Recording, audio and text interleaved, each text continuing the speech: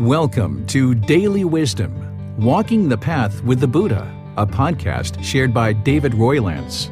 This podcast is dedicated to guiding you to completely eliminate the discontent mind and the suffering it causes by attaining enlightenment. Learn and practice the teachings of Gautama Buddha that will guide you to fully attain a peaceful, calm, serene, and content mind with joy. To support this podcast, visit patreon.com/supportbuddha or visit buddhadailywisdom.com, where you will discover a full range of courses, retreats, and online learning resources to assist you on the path to enlightenment. Now, here's our teacher to share more.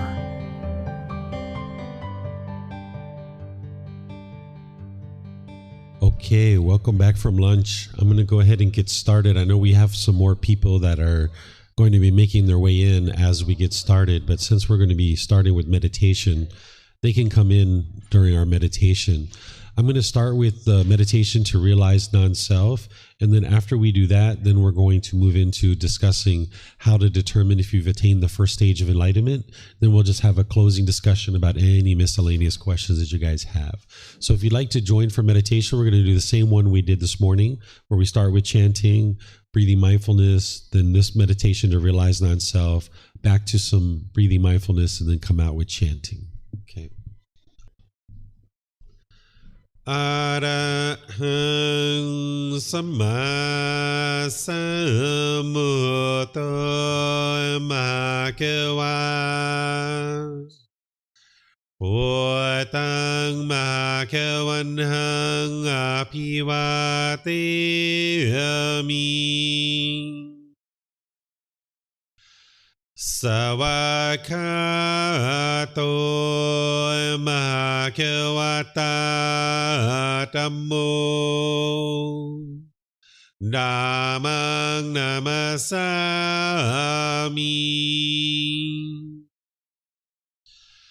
Supatipano Bhagavato Savaka Sangho Sanghang Namami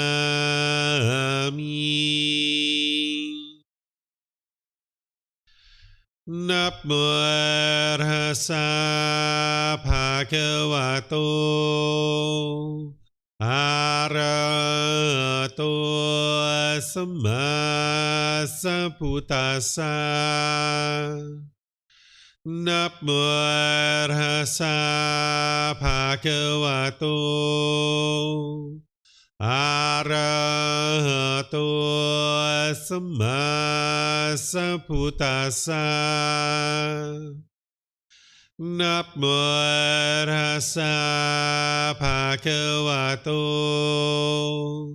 Arahato Samma Sambuddhassa Iti piso Bhagava Arahang Samma Sambuddho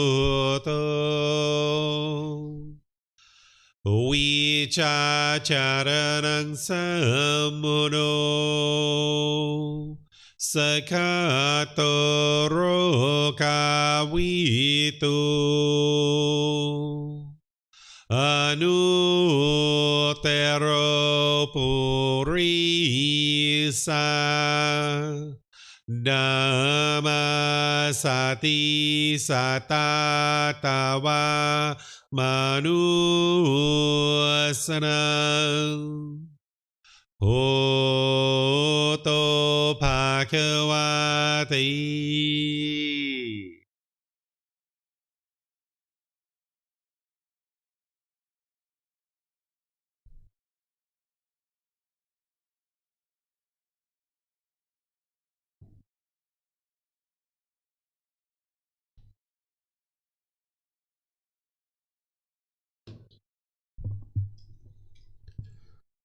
Okay, with the lower body and the hands and arms comfortable, and the upper body erect.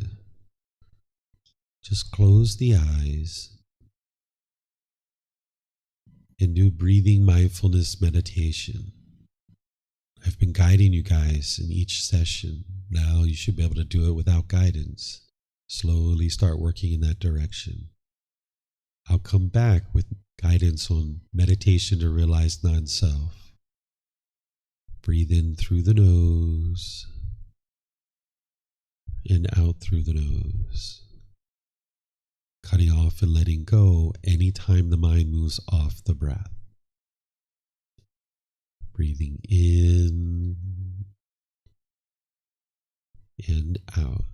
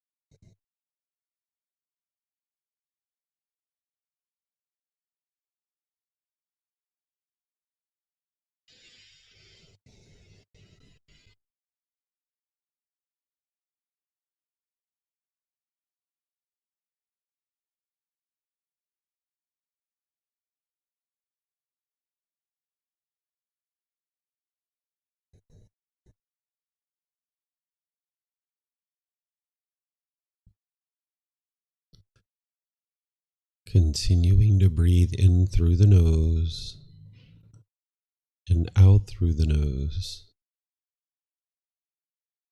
Repeat these affirmations in the mind.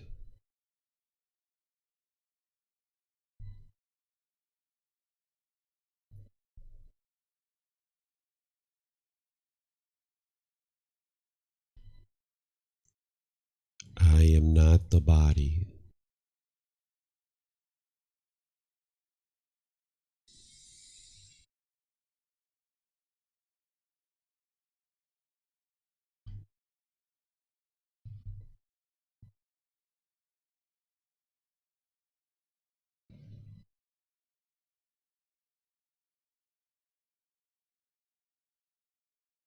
I am not the body.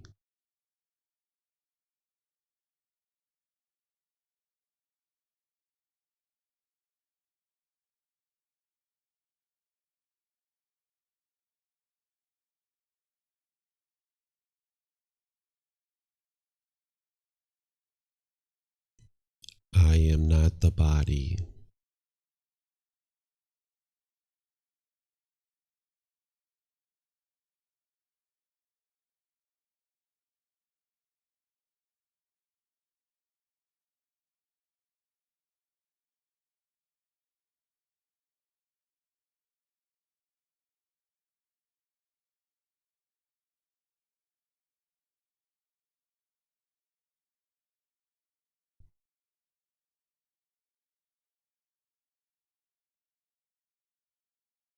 I am not the mind.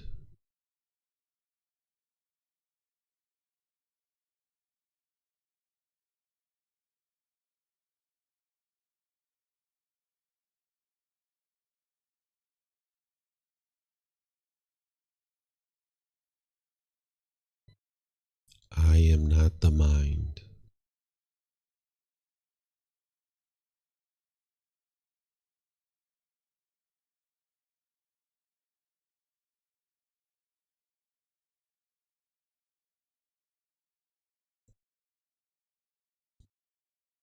I am not the mind.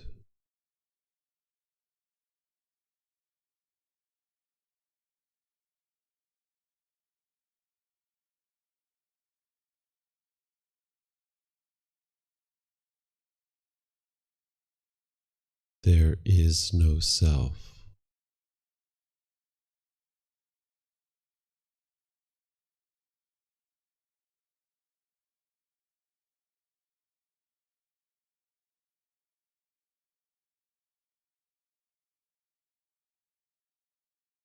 There is no self.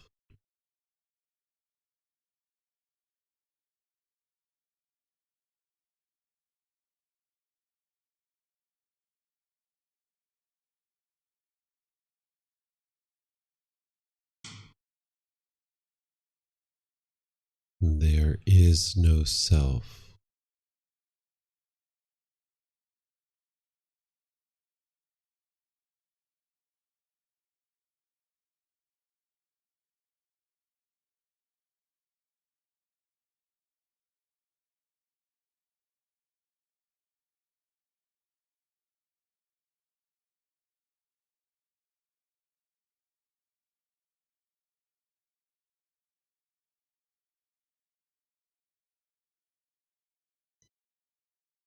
I do not exist.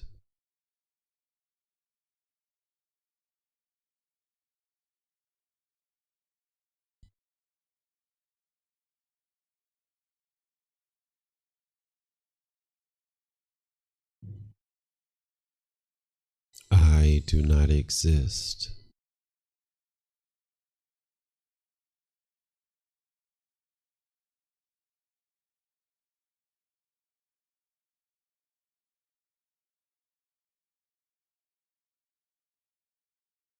I do not exist.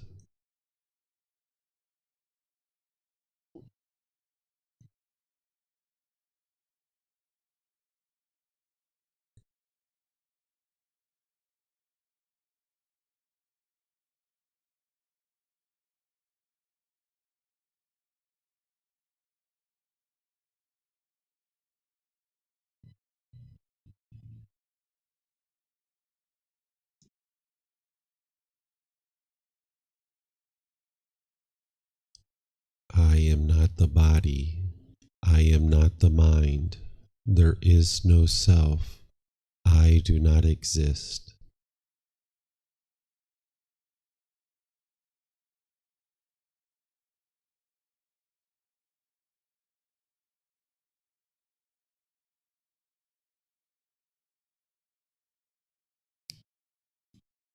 I am not the body. I am not the mind. There is no self. I do not exist.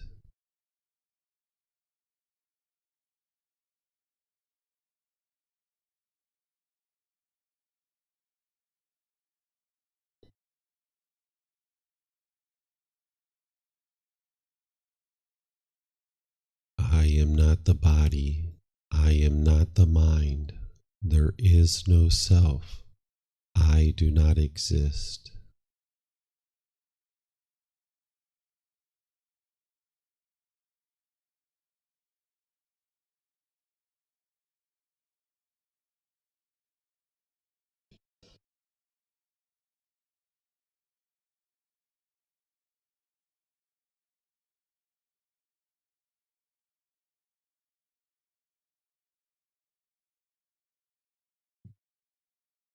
Now return back to breathing mindfulness meditation.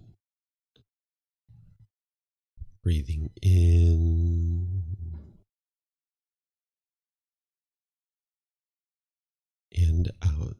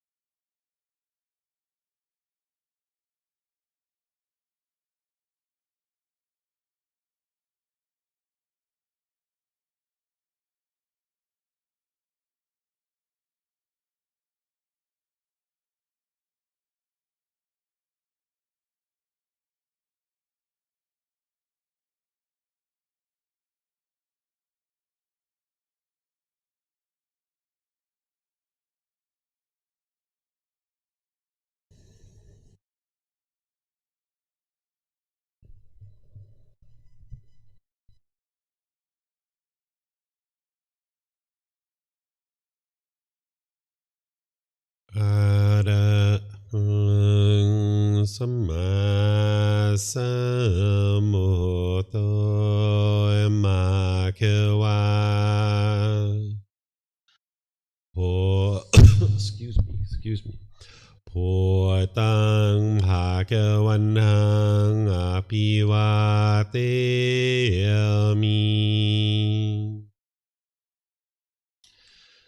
Savakato Bhagavata Dhammo Dhammang Namasami.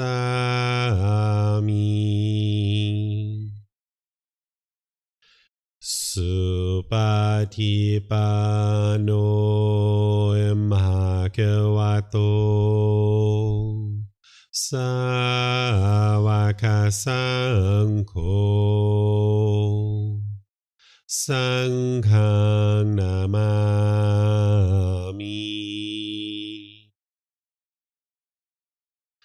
Namo Tassa Bhagavato Arahato Samma Sambuddhassa. Namo Tassa Bhagavato Arahato Samma Sambuddhassa. Namo Tassa Bhagavato Arahato Samma Sambuddhassa. Iti piso Bhagava Arahang Samma Sambuddho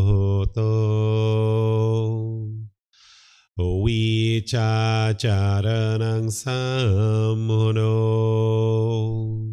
Sakato Rokavito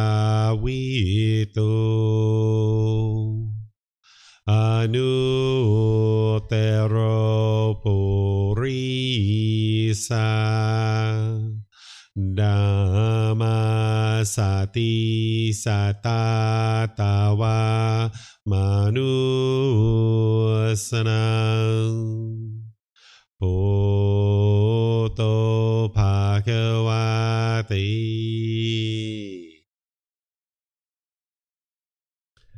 Okay, if you'd like to make your way out of meditation,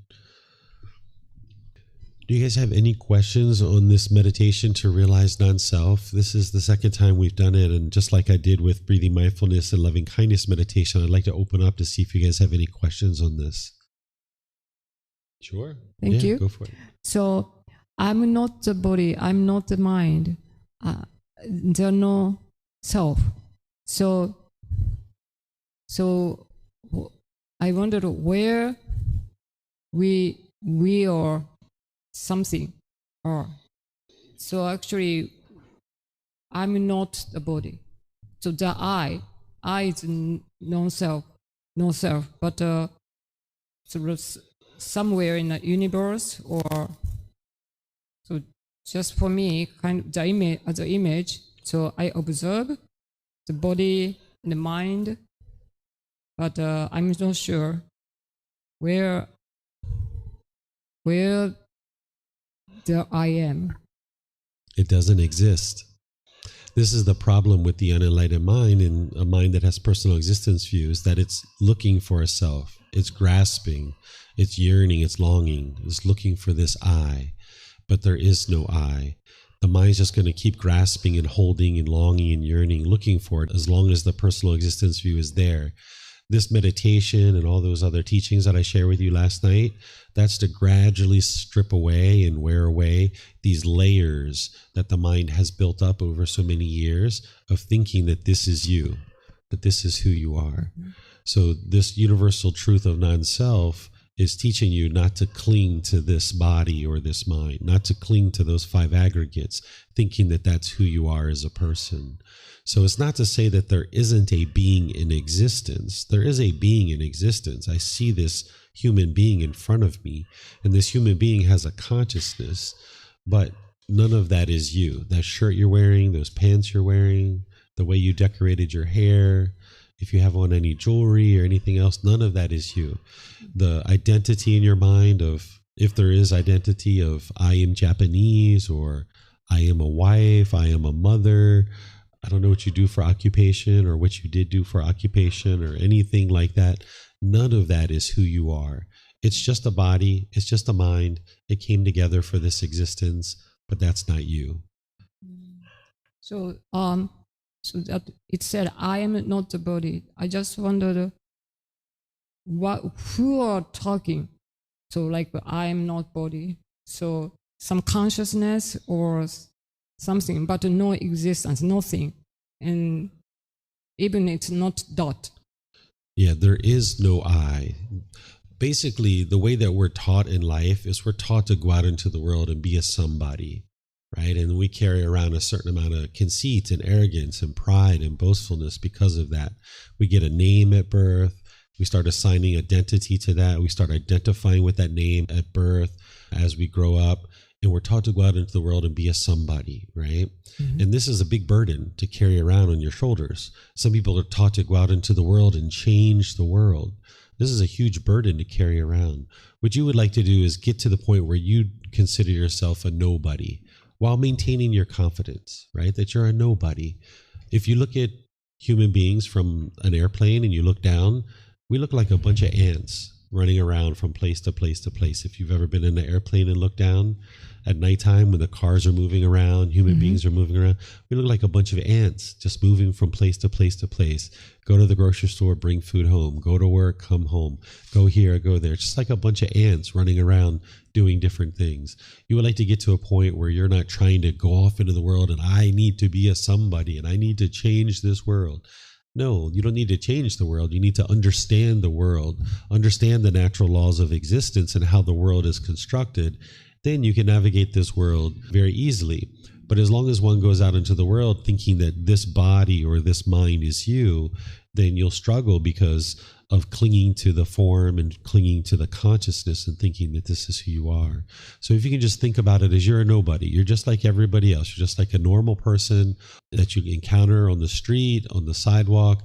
You're a nobody. You don't exist. There is no you. None of this is you. It's just this consciousness that is here is using the physical body to communicate, to make sounds. And now those sounds are coming into the ears of that body. The mind is now understanding what those sounds are, and now it's making sense of whatever I'm saying. Like you're able to understand this language. So it's just two consciousnesses communicating with each other, and we're using the body in order to facilitate that communication. But none of that is you. None of that is me. It's just two consciousness talking to each other. Okay. Yeah, I think a little bit better understanding for me. So consciousness. Just something consciousness. It's just two minds interacting. And we're using the body to help us to do that. Like with my hands like this. This is nonverbal communication. But then we're using the tongue and the mouth and the lips to form some sounds. And that consciousness, that mind over there, has been taught to understand these sounds and what these sounds mean. And now they have some meaning to you, but it's the ears that's just bringing that in. This body, it's just physical structures, but none of this is you. None of this is me. It's just physical structures. So now when somebody says something like, oh, you look so beautiful in that white shirt, Junko, you look so beautiful. You're like, oh, okay. Maybe you say thank you. Maybe you smile, whatever you choose to do, but you don't get conditioned pleasant feelings because of it. But then when somebody says, oh, Junko, that white shirt is so ugly. Why would you ever wear that white shirt? You're unaffected by it because you didn't allow the mind to get the conditioned pleasant feelings when they complimented you. You don't get the conditioned painful feelings when somebody says something degrading or disparaging. That's the real key. If you allow your mind to get the conditioned pleasant feelings, it's only a matter of time before you get the conditioned painful feelings. It's only a matter of time. So while we spend a lot of time talking about the painful feelings, you need to be able to see the pleasant feelings as part of the problem. As soon as your mind forms a conditioned pleasant feeling, that feeling is not permanent. So therefore, it's going to ultimately experience the painful feeling. So restraining the mind from those conditioned pleasant feelings is so important. So when somebody compliments you about your self-image, or, oh, I love Japanese people, they're so friendly, they're so nice, oh, their food is so great, whatever they say, just don't get pleasant feelings about it. Don't get conditioned feelings. You might thank them, say, oh, thank you so much, I appreciate your kind thoughts. Whatever you say, that's your personality, your character. But don't allow the mind to get that happiness, excitement, elation, thrill. Because if you do, when somebody says something degrading about Japanese people or any other identity that you might be holding on to in the mind, you'll experience painful feelings. So this elimination of personal existence view is to be able to train the mind to not go up and down when you have contact based on the body or the mind. And one of the things that I use as an example is the compliments that you hear or the degrading words that you hear. But the same thing is happening through the eyes. If you look in the mirror and you see a pimple or you see a mole, now you see a certain physical form that's either agreeable or disagreeable to you. And now you either get pleasant feelings or you get painful feelings. So by disassociating with this body as being who you are, then you can reside peaceful and joyful. Because as this body changes, if you're clinging to it thinking this is who you are, then it's only a matter of time before it changes. And if you're craving for this body to be permanent, once it changes, you're going to experience painful feelings.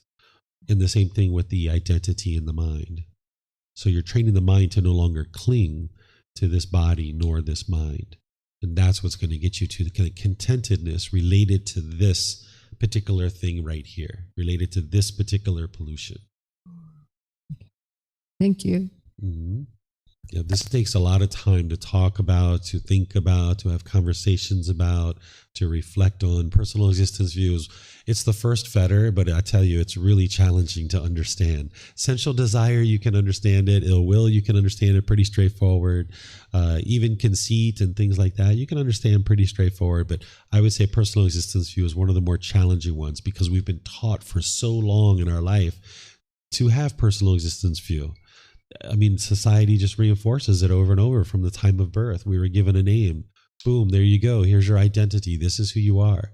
Show me your ID card. Boom, there's my ID card. That's who I am, right? Just so long we've been taught that this body and this mind is you, right? So it's really hard to understand it, what it is, and then to understand how to let it go, and then to actually let it go. It's one of the most challenging fetters. So keep working at it, keep reflecting on it, keep trying to understand it. Keep asking questions if you need to. I would like maybe to know if you have any advice for people that maybe they got some realization of this non-self existence, how to integrate this awareness in the daily life. Because I think there's this process towards the realization of non-self, and sometimes maybe people even realize that, yeah, maybe this is a truth. But then when you see that you still need to be in this outside world, sometimes if you if you have some advice on this. Yeah, I don't know if for everybody it's a goal or possibility, just go hide in some cave in the mountain to keep the practice. So I would like to know if it's possible to integrate this concept or how, or if there's advices or tips in the daily life. Okay. So there's nothing about what the Buddha taught that would be contrary to living a peaceful, normal, joyful life.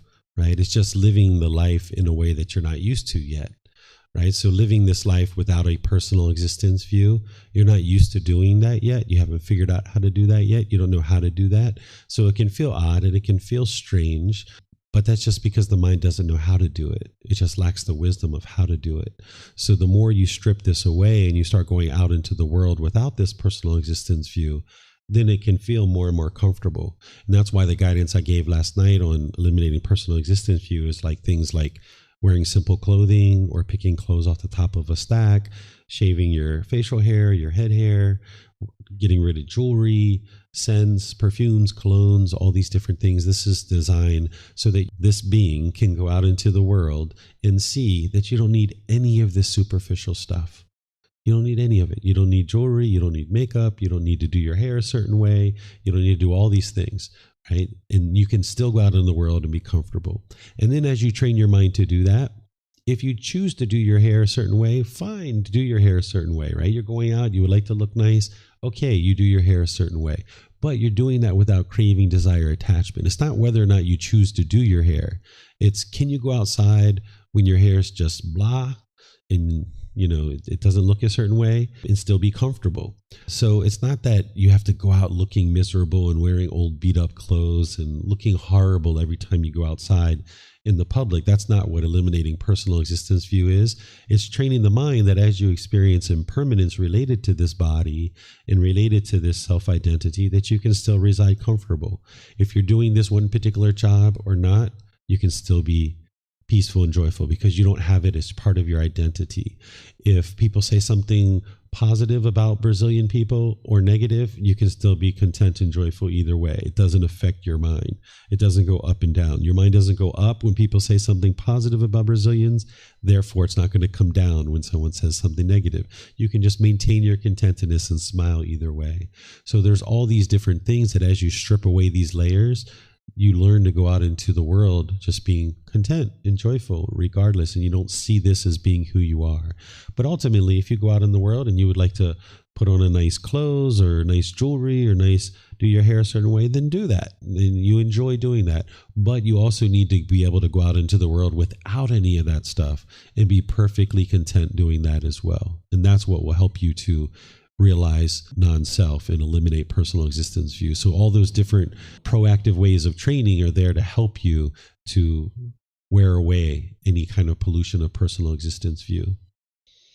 So would not necessarily, this realization not necessarily means that you need to not do anything or actually perform anything, because even if you go in some cage to meditate, you still will have a label of someone that's meditating on some cave. Mm-hmm. So like even if you go and you become some, I don't know, business person, you still have a label. So it's not about what you do, but how your mind, the state of your mind in whatever you do. Yes. See, a lot of times what the mind wants to do is it wants to see these types of teachings as black and white. Tell me, do I go outside with my hair done up or do I not? What am I supposed to do? Give me that rule, and then I'm just going to do it that way for the rest of my life. That's the mind craving permanence. Just give me a rule so that I can do this thing that's either black or white. What the Buddha is teaching you, and what I'm teaching you is there's no rules.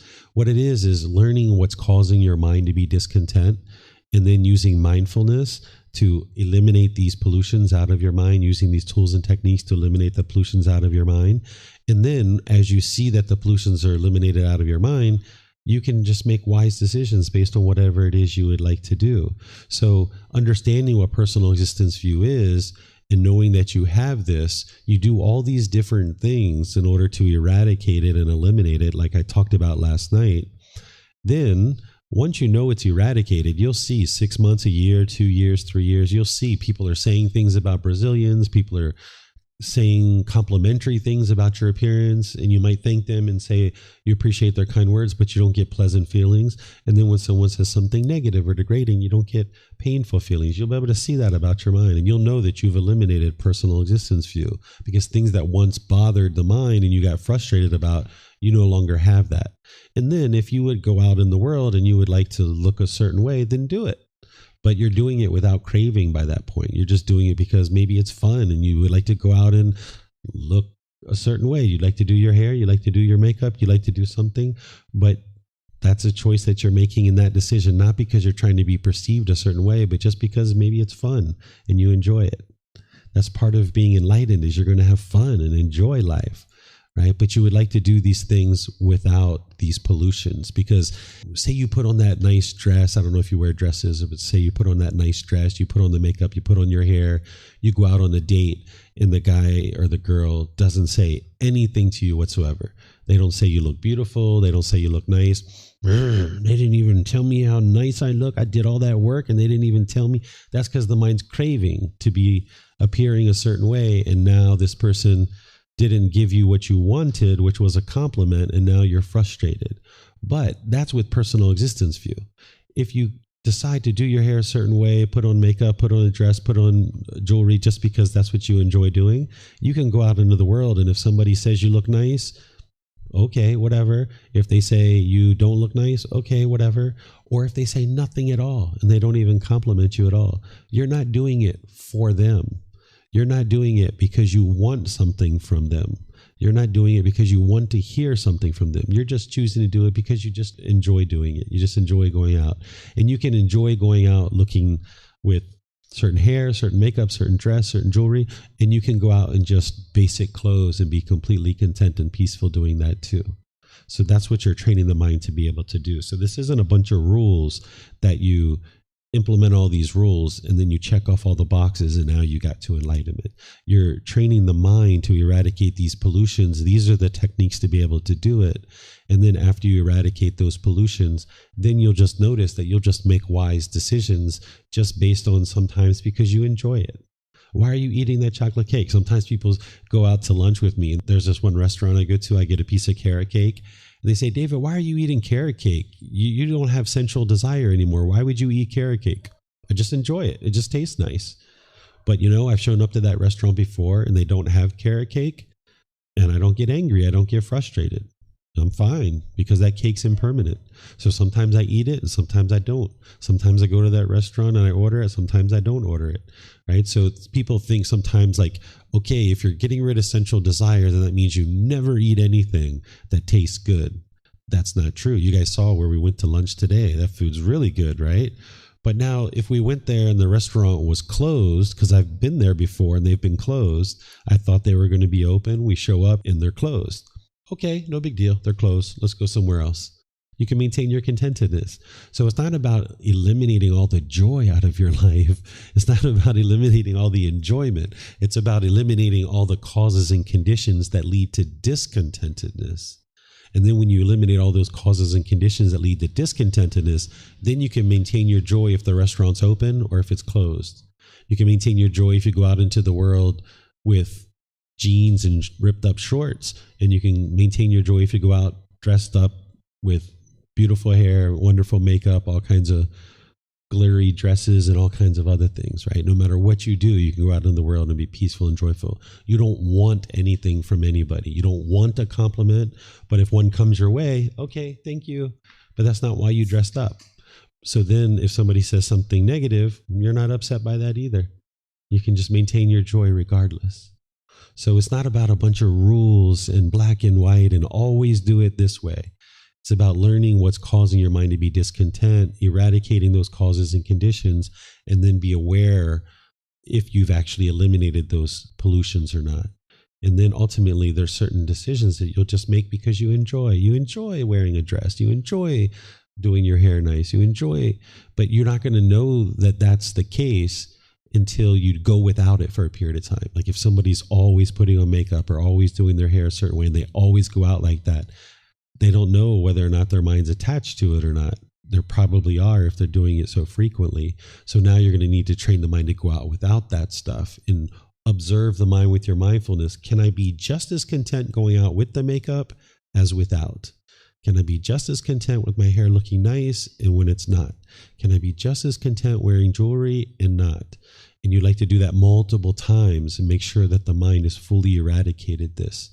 And then at that point, it's just like, all right, just do whatever you would like to do once you know your mind is liberated from this particular pollution. Anything else on meditation to realize non-self?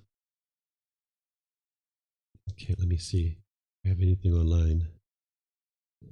Okay. All right. So I don't see any more questions. So I'm going to move on to talking about how to determine if you have attained the first stage of enlightenment.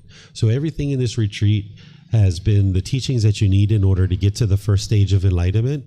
And just like I share with you how to determine if you've eliminated certain individual fetter or taint or pollution, now I'm going to teach you how to determine if you've actually gotten to the first stage of enlightenment. And part of getting to the first stage of enlightenment is eliminating those three fetters: personal existence view, doubt, and wrong behavior and observances. But there's other things you need in order to get to the first stage of enlightenment. Because remember, the way I describe the first stage of enlightenment is it's like getting to base camp, that you're going to have all the teachings that you need to ultimately make your way to enlightenment.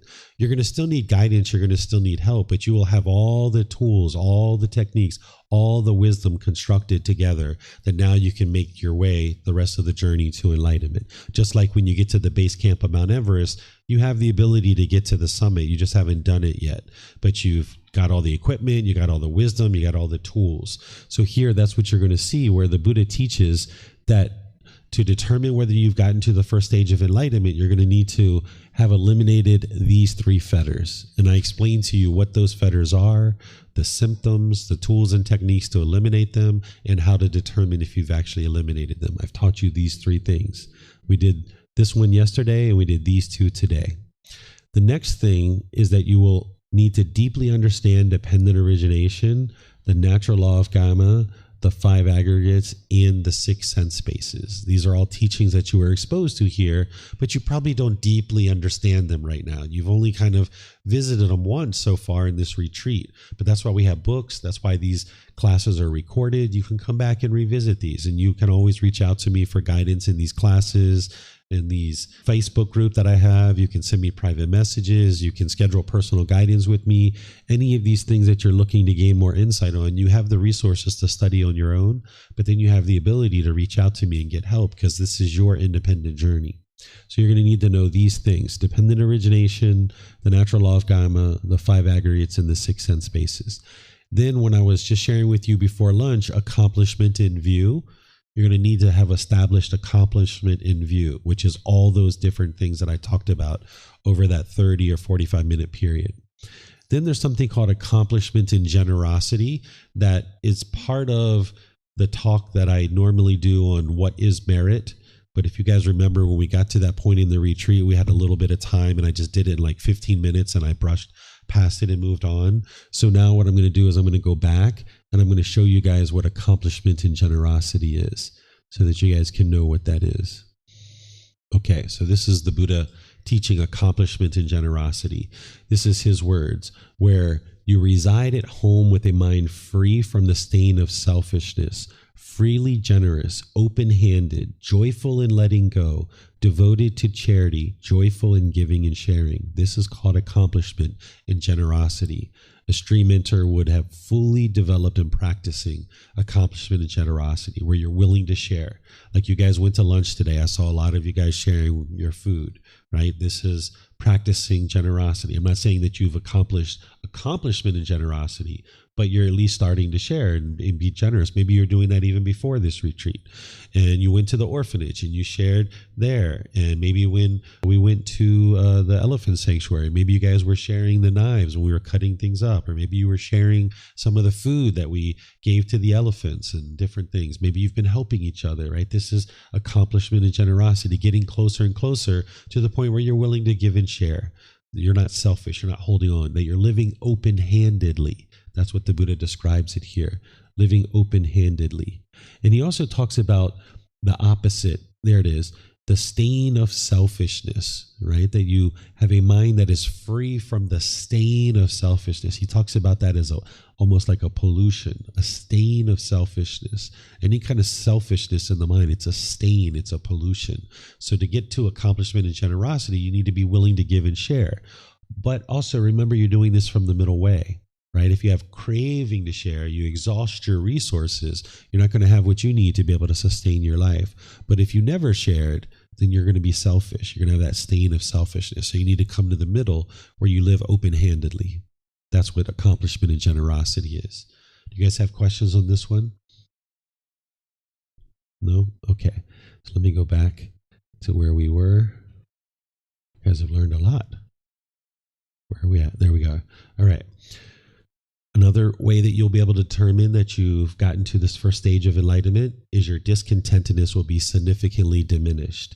That whatever you were experiencing as discontentedness before getting onto this path to enlightenment, by the time you get to the first stage of enlightenment, it'll be a mere fraction of what you once experienced. You're still going to be experiencing discontentedness, but it'll just be a fraction of what you once experienced. So you'll find multiple situations where you once would have gotten angry or frustrated or agitated or annoyed or some other discontent feeling, shyness, jealousy, resentment, displeasure, grumpy mood, bad mood. You will see have multiple situations where you don't have that anymore. You still have discontentedness, but it's just a fraction of what you once used to experience. So you will see this significant reduction in discontentedness. You're still getting discontent, but there's a significant reduction of it. Then the Buddha talks about this, that you'll associate with wholesome persons. By the time you get to the first stage of enlightenment, you will deeply understand the natural law of karma, and you will know that if you're associating with unwholesome people, that your mind's going to tend to lean in that direction and can be influenced by that. So you will make wise choices about who to be friends with and who to associate with. Not in a judgmental way. You're never interested in judging others and looking down on them and pushing them away, but just making wise decisions, which is discernment. Because let's give you an example. Say that I was growing up as a child and I have this friend from I was 10 years old. I was always friends with this guy. And now as we went through life, we've just always been friends. But let's just say somewhere around 18, 20 years old, they started selling drugs. And I know that, but maybe I don't have wisdom, so I just continue to be their friends. Maybe I'm attached to them. Maybe I'm clinging to them. And now they're selling drugs and we're just hanging out all the time. Right? Now, let's just say we're driving together in a car. We get pulled over. The police are there. They slip some drugs under my chair. The police search the car. Who's going to jail? I'm going to jail. Or say we're walking down the street together and a rival drug dealer sees him with me. And now he assumes that I'm a drug dealer too. And maybe they start shooting at us and I get killed. Or maybe they don't even assume I'm a drug dealer. Say they're just shooting at my friend who's a drug dealer, and now one of the bullets find me, right? An individual who understands the natural law of karma would realize it's unwise to hold on to this relationship. Even though we've known each other since we're 10 years old, we're best buddies. It would be unwise for me to have this relationship with this person who's selling drugs. So by the time you get to this first stage of enlightenment, you will make friends with people that are into wholesome things. You might even find yourself already gravitating to people who are more positive, more polite, more respectful, and things like this. When people are negative and disgruntled and complaining, you may be like, yeah, okay, I understand. It's not that you're pushing those people away. It's not that you should be discontent when you're around them, but you just realize potentially that, yeah, it's unwise to associate with people that are into lots of negative and unwise and unwholesome things. If you only associated with people that were only doing wholesome things, that means your friends would all be enlightened, right? And you probably don't even have friends right now that are enlightened that you know. So if you only hung out with people that were only doing wholesome things, then your friends are going to be very limited. But you need to understand the natural law of karma close enough to understand whether or not this person's unwholesome conduct, whether it's going to affect you or not. In this situation that I just described, if there was a person from my childhood who was selling drugs, I would associate with that person, not because I hate them, not because I don't like them, not because I'm discontent when I'm around them, but just because it's an unwise decision to hang out with somebody that's doing that kind of thing, because a bullet can find me, right? Or the police can arrest me or associate me with that kind of thing. And not that I'm even judging my friend. I'm not saying he's bad. I'm not saying he's done something wrong. That's not the reason. It's wise decision-making of cause and effect, or action and result. The results of our decisions. We're going to experience the results of our decisions. So by the time you get to the first stage of enlightenment, you will have seen the natural law of karma well enough that you'll know that your decision to be friends with people who are into unwholesome things can affect you. And you're going to need to be able to see that close enough to make wise decisions about who you associate with. So this is one of the teachings that the Buddha shares on a person who gets to the first stage of enlightenment would associate with wholesome persons. The other thing is that you will have heard the true teachings. You're not going to just stumble into the first stage of enlightenment. You're not just going to mistakenly get to the first stage of enlightenment. You're going to need to hear the true teachings of the Buddha, having his own words. You're going to need to actively learn them, investigate them, examine them. You're going to need to reflect on them and practice them. So the Buddha talks about this as like a prerequisite of actually getting to the first stage of enlightenment, of understanding the true teachings of the Buddha. And now you guys have access to that. You have books that are free. You have audiobooks that are free, classes, courses, retreats, personal guidance. You have access to the true teachings. So there's no reason why you can't get to the first stage of enlightenment. The Buddha also talks about how a person who gets to the first stage of enlightenment will have careful attention. What this means is paying careful attention to the decisions that you make, that you're not going to just haphazardly go through life and make a bunch of unwise decisions, that you're going to think through the decisions that you make, whether it's about your friends, like he's talking about on the first one, whether it's about your job or occupation, where you live, where you go to eat, what types of the things that you do in the world, that you're going to have careful attention in your decisions and the choices that you make. That's what he's talking about here. Then there's a practice in accordance with the teachings. This is the Eightfold Path, that by the time someone gets to the first stage of enlightenment, they will be practicing the teachings based on the Eightfold Path and the natural law of karma. And then he talks about this too, that by the time someone gets to the first stage of enlightenment, they will maintain bodily, verbal, and mental acts of loving kindness, both in public and private, towards companions on the path to enlightenment.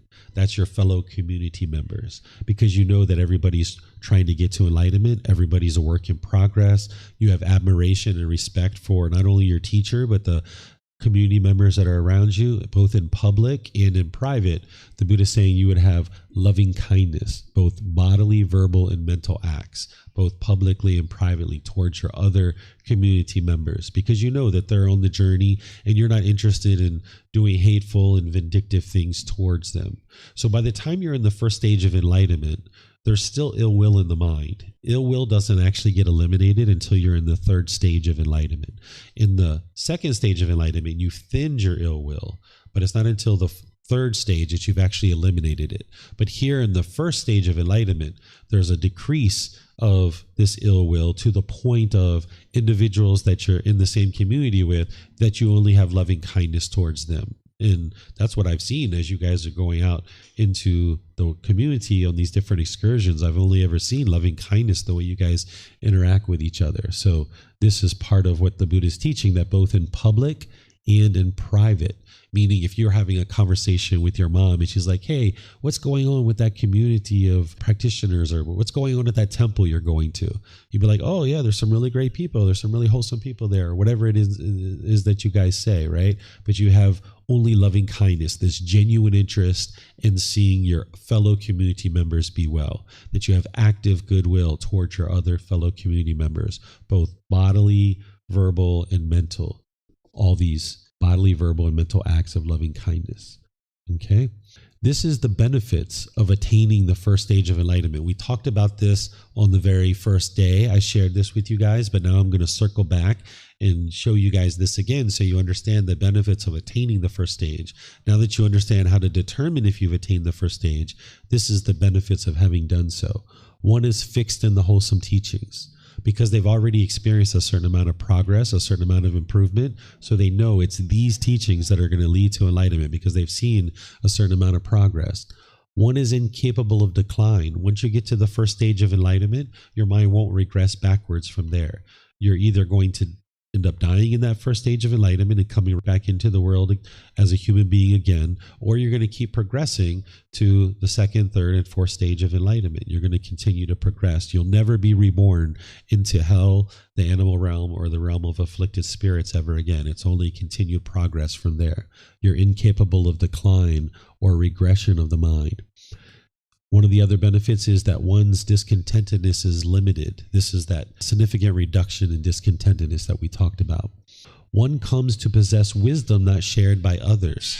The wisdom that you guys are learning about the Four Noble Truths, about the moral conduct, about the mental discipline, about the natural law of karma, about the three poisons, three unwholesome roots, about what is merit, about all these different teachings that you're learning. You're going to have wisdom that others don't have. And you need to maintain that wisdom without arrogance, without ego, without pride, without boastfulness, because you're going to see other people in the world struggling with the most minute things that come so easy and so insignificant for you. It's just so obvious what they need to do to get over that particular hurdle. But to you, it's very obvious, but to them, they're really struggling with it. So this wisdom that you maintain and that you have, you need to be able to do that without arrogance and without pride and without boastfulness. So you're going to see people struggling in the world just because the most insignificant thing that you might think is insignificant to them can be monumental and a huge significant challenge. So you're going to have certain wisdom about the world around you that others don't have. You will have clearly seen causation. This is the natural law of karma, that you will clearly see this cause and effect or action and result. And you're making more and more decisions that are wise, that are leading to wholesome results. And then one is clearly seen causally arisen objects. This is dependent origination, that you've clearly seen ignorance leads to volitional formations that are unwise. That then leads to consciousness. Consciousness is then going to find a name and form, which is the physical body. Then that's going to produce the 6 sense spaces. The 6 sense spaces are going to experience contact. Now this contact, there's going to be feelings that arise in the mind. Then there's going to be craving. Then there's going to be clinging. Then there's going to be existence. Then there's going to be birth, aging and death, sorrow, grief, pain, displeasure, and despair. This whole mass of discontentedness. This is the 12 interlinking steps. You will have clearly seen that, understanding these causally arisen objects in the mind and how this leads to your discontentedness and to your rebirth. So this is a benefit of having attained the first stage of enlightenment, because you'll understand the whole reason why you're experiencing discontentedness and rebirth. And now you can break up this, you can decouple this, you can destroy this constant rebirth, you can destroy the cycle of rebirth and all these causes and conditions that lead from one thing to the next. And then I added this one. All of these are from the Buddha. That's why I don't have a reference here, because I'm adding something here. I'm not adding something to his teachings. He's fully explained it, but I'm just here summarizing this, that because of all these things that he's saying, these 6, you have everything you need to make your way to the 4th stage of enlightenment, to actually attain enlightenment. I'm sharing that as the Buddha has said all here in all these 6, that I'm encapsulating that into this last one, that you will have everything you need to get to enlightenment by that point. You still need guidance, but by getting to the 1st stage of enlightenment, you will be a part of a community, you will have a teacher, you will have all the resources, you will have the true teachings, you'll have everything you need at your fingertips. That if you've gotten to the 1st stage of enlightenment, you didn't just stumble into it, you actively made your way to it. And now it's just a matter of continuing to stay determined, dedicated, and diligent, and you'll make your way to the actual enlightenment, either in this life or some future life. So any questions on the way to determine if you've attained enlightenment or the benefits of the 1st stage of enlightenment? Okay, I'm not seeing any questions here. All right. So attainment of the 1st stage of enlightenment as a stream enter means the mind will no longer regress. I've been talking about that a couple of different times. The being will no longer be reborn in the lower realms. That's the hell, animal realm, or afflicted spirits.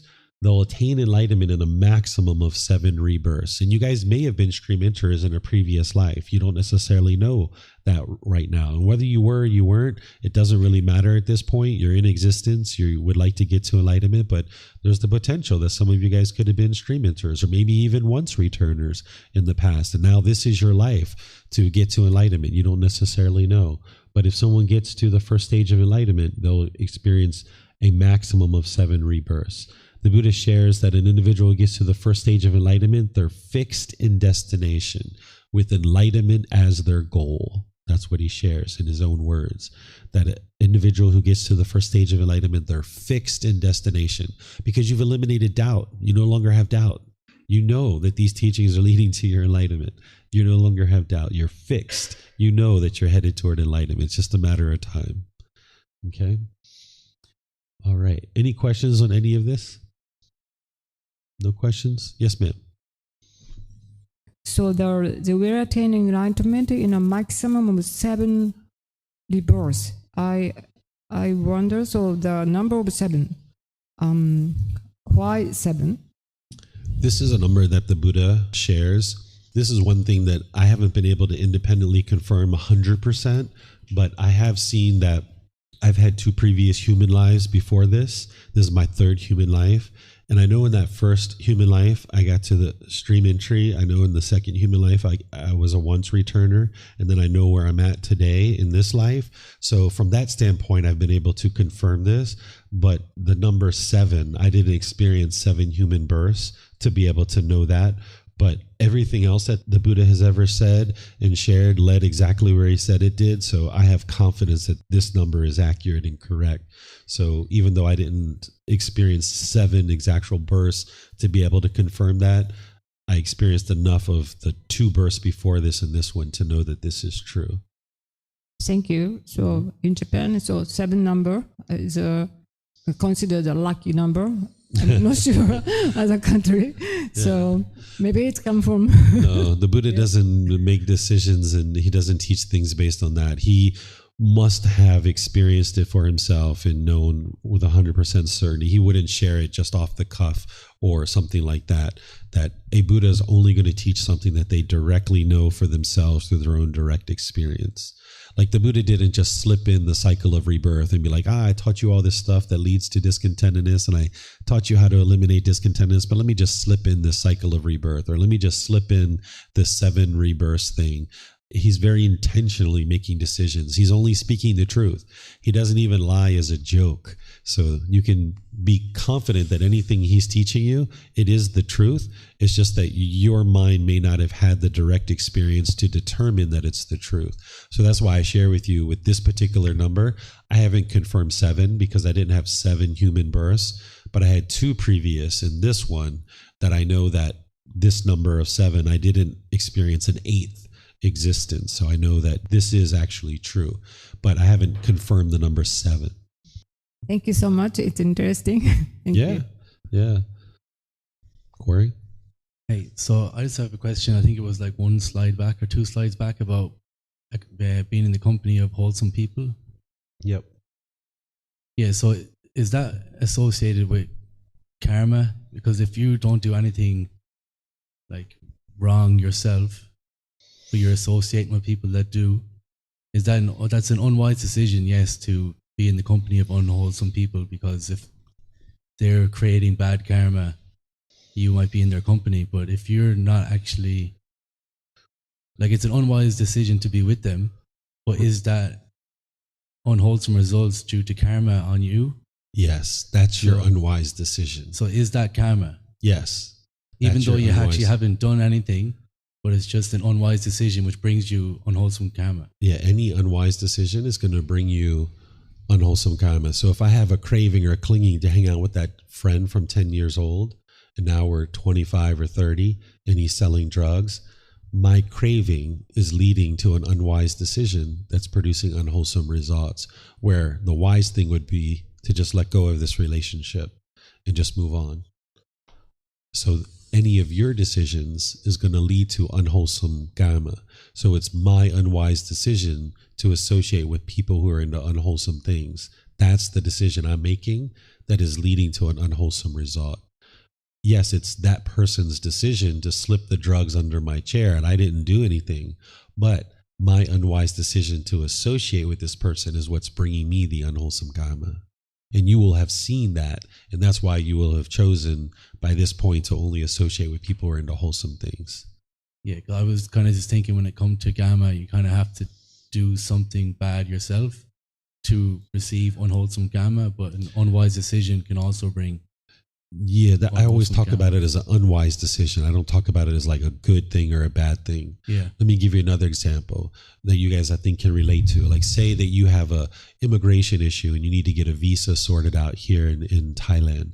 And say you go to a lawyer and you go to this lawyer, and as you're talking to them, you hear them saying, oh yeah, we can get around the law by doing it this way, and we can do it this way, and we can get around the law by doing it this way, and I'll set you up this fake company over here, and then you just funnel some money through that, and we'll get you a visa that way. Well, as soon as you start hearing that kind of stuff, as someone who understands karma, you're going to know right away, It's unwise for me to go forward with this relationship. If this person's talking about all this back room kind of stuff, it's unwise for me to go forward. I wouldn't associate with someone who's into doing those kinds of things. And you'll say at some point you might end the conversation and then move on to another lawyer and find someone who's going to get you that visa in a legitimate way that you need. Because if you build this life on a bunch of unwise decisions, next thing you know, you can be 3 years, 5 years into your stay here in Thailand, made this amazing business, you're so successful, you're making all this money, perhaps your wife and you, if you get married by that time, maybe you're having kids, who knows? And now all of a sudden everything comes crashing down because of these unwise decisions you made about your visa 5 years ago. This is your unwholesome karma, your old karma coming back to you. So if you're getting to this first stage of enlightenment, you would build a life off of nothing but wise decisions. That way it's a nice, stable, steady life, rather than making a bunch of decisions that are unwise, which is going to lead to unwholesome results. It's like building a house of cards. Do you know this analogy? Building a house of cards. So if you're building this life, you would like to build a nice, wholesome, pure life, that your decisions are based on wise decision making and wholesome choices, so that then it can't come crashing down. If you make a bunch of unwise decisions, your life will come crashing down around you. And oftentimes we blame other people. But if you are associated with wholesome people, whether it's lawyers, accountants, your friends, other people like this, then you're only making wise decisions. So those wise decisions are going to produce wholesome results, that you've got lots of friends that are into wholesome things. And if you make the opposite choice, the unwise decision to associate with unwholesome individuals, then you're going to experience the results of that. That's your decision that's leading to that result. So I was just trying to get my head around Gamma just a little bit. Let's say if I decided to get on the scooter and go home, that's not an unwise or a wise decision. To do what with the scooter? To drive my scooter back to my accommodation.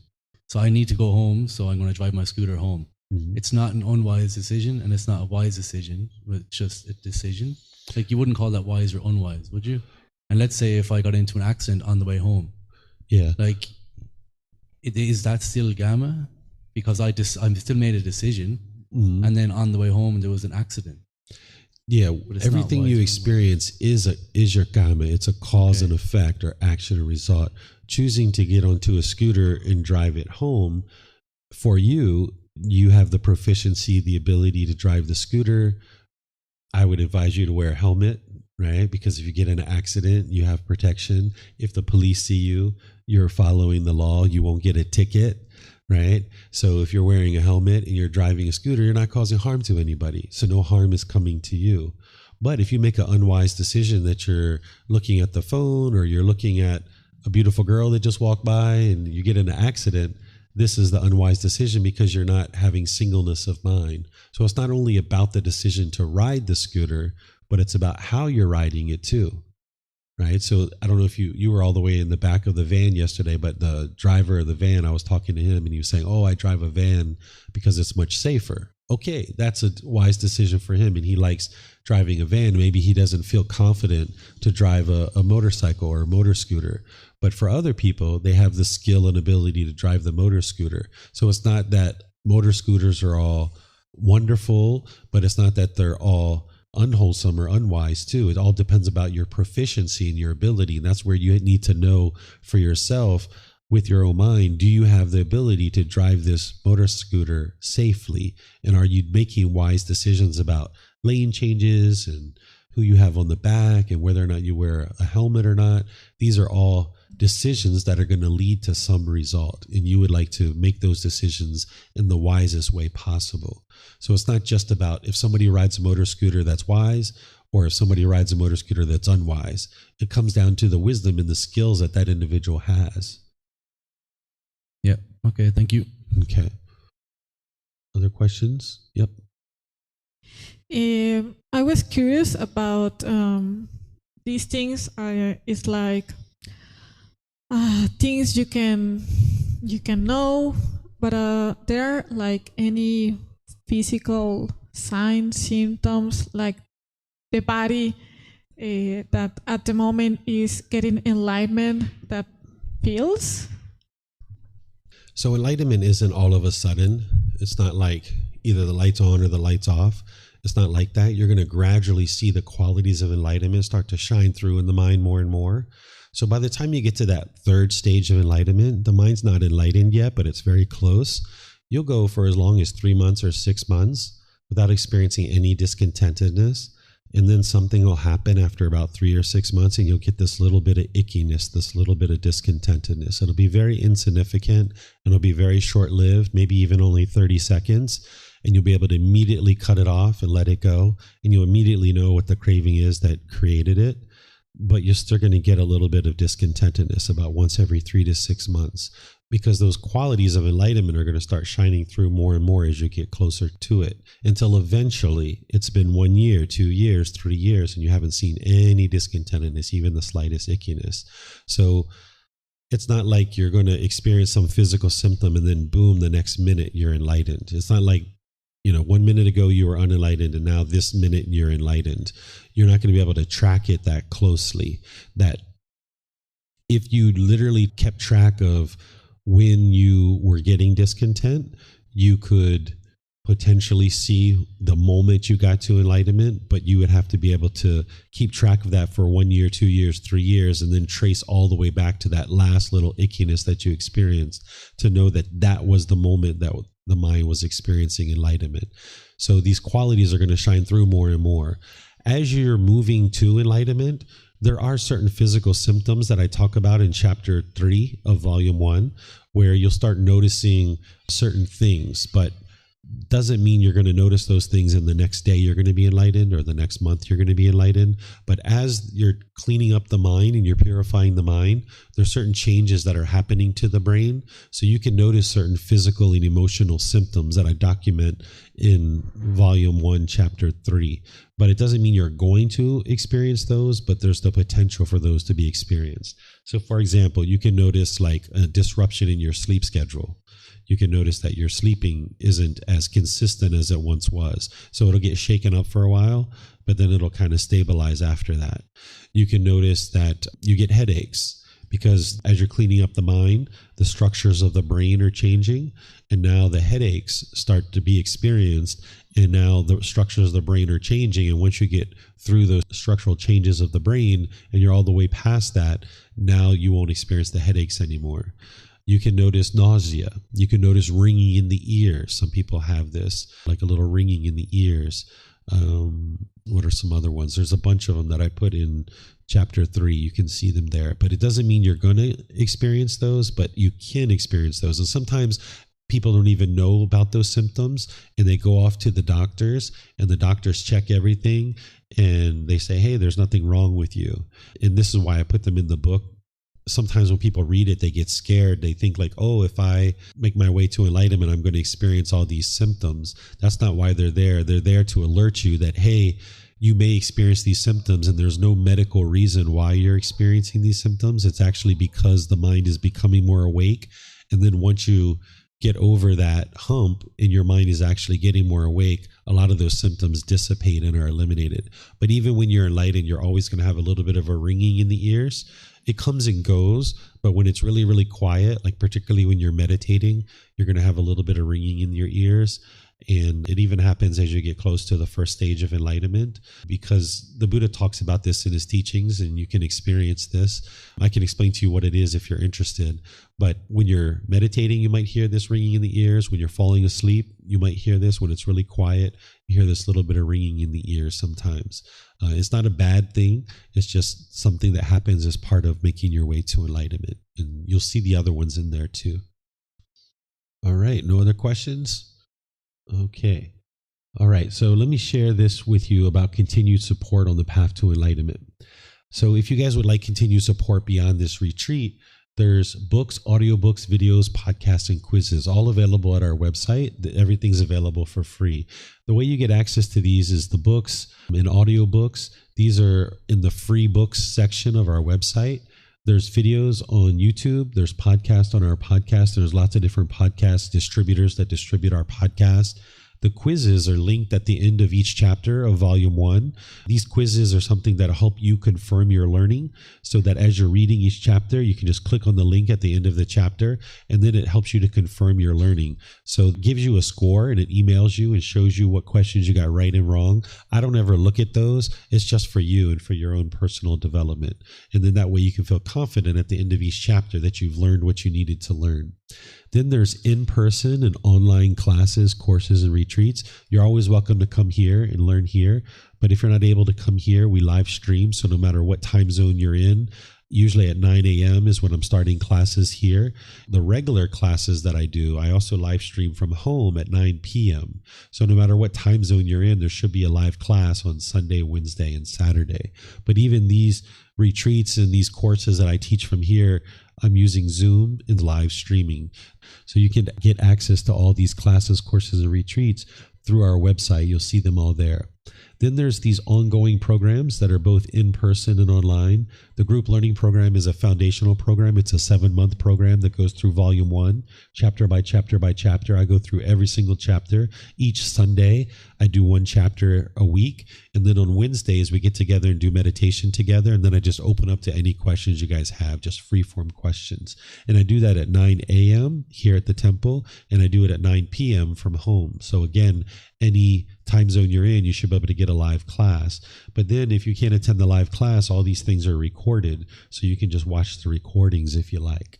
That's the group learning program. It's a 7-month program. It's actually getting ready to restart in March, and it walks you all the way through building up a nice foundation for the path to enlightenment. Then that program, some people like to go through it multiple times and read the book multiple times. And then there's a program called the Pali Canon and English Study Group. This is on Saturdays. I go through volumes 2 through 13 every Saturday. It takes about 1.5 years to go through all of them. And again, some people do that regularly too, multiple times. It's at 9 a.m. and 9 p.m. here at the temple at 9 a.m. and at home at 9 p.m. Then you can always schedule personal discussions, either in person or online. If you'd like to meet in person, either here or if I'm traveling around somewhere, you can just send me a message and say, hey, David, can we meet here at this time? Or when are you available to meet? You can just message me and we can schedule something. But if you'd like to meet online, like if you're traveling and you'd like to meet in Zoom, all you need to do is go to the website, and from there you can schedule an appointment. It'll show you my available times, and then we just meet in Zoom together and we can talk there. So there's personal discussions, because learning in class like this is one thing, but then talking about your individual situations, if you're having certain challenges in life, that's a whole nother level of learning, to apply something from the class to a specific challenge that you're having. That's where a lot of wisdom comes in, because it's a real challenge that you're dealing with and you're struggling with it. And by getting help for that particular situation and applying something from the class to your specific situation is where the wisdom really comes through. So don't hesitate about reaching out to me personally. There's no limit to the number of times that you can meet with me. So you can always schedule either in person or online. Then there's a Facebook group where there's over 16,000 people that are in there, and they ask questions. They post questions and then I answer them. And some people will read the answers of people's questions, and they learn that way, because you might have your own questions, but then you might learn from other people's questions too. It's kind of like an online classroom. Like I'm sure here in this class, when people ask different questions, you learn from their questions. So it's the same thing in the Facebook group, that you can learn from your own questions and you can learn from other people's questions too. And I also live stream into the Facebook group. There's also posts that I post the chapters and the different words of the Buddha in there, so you can get into that Facebook group and learn that way as well. And all of this stuff is offered openly and freely to everyone. There's not a cost for anything. So even if I travel and I teach somewhere else, I always be sure that it's done in a way that it's open to the public, that there's no fee for me coming to teach. So even if I came to Mexico or Italy or France or Germany or some other place, I would make sure it's set up in a way that I can do it for free at no cost, and the people who are coming are also able to join at no cost as well. So any questions on continued support, continued learning and growth? Okay. Don't see anything online either. Okay. So here's the 2 programs, the group learning program and the Pali Canon English study group. That's the consistent ongoing programs. And then you have the various courses and retreats throughout the month and throughout the year. And everything is accessible from our website. Okay. So this is the last part of our retreat. This is where I just open up to any and all questions you guys have. You guys have been asking me different questions on the excursions or riding in the vans or walking down the street or different places. And in some cases, I've been sharing with you, hey, that's a great question for the closing discussion. Or I might have talked with you a little bit and then we got cut off in our conversation for one reason or another. Maybe we needed to leave and go somewhere and we didn't get to fully have that conversation.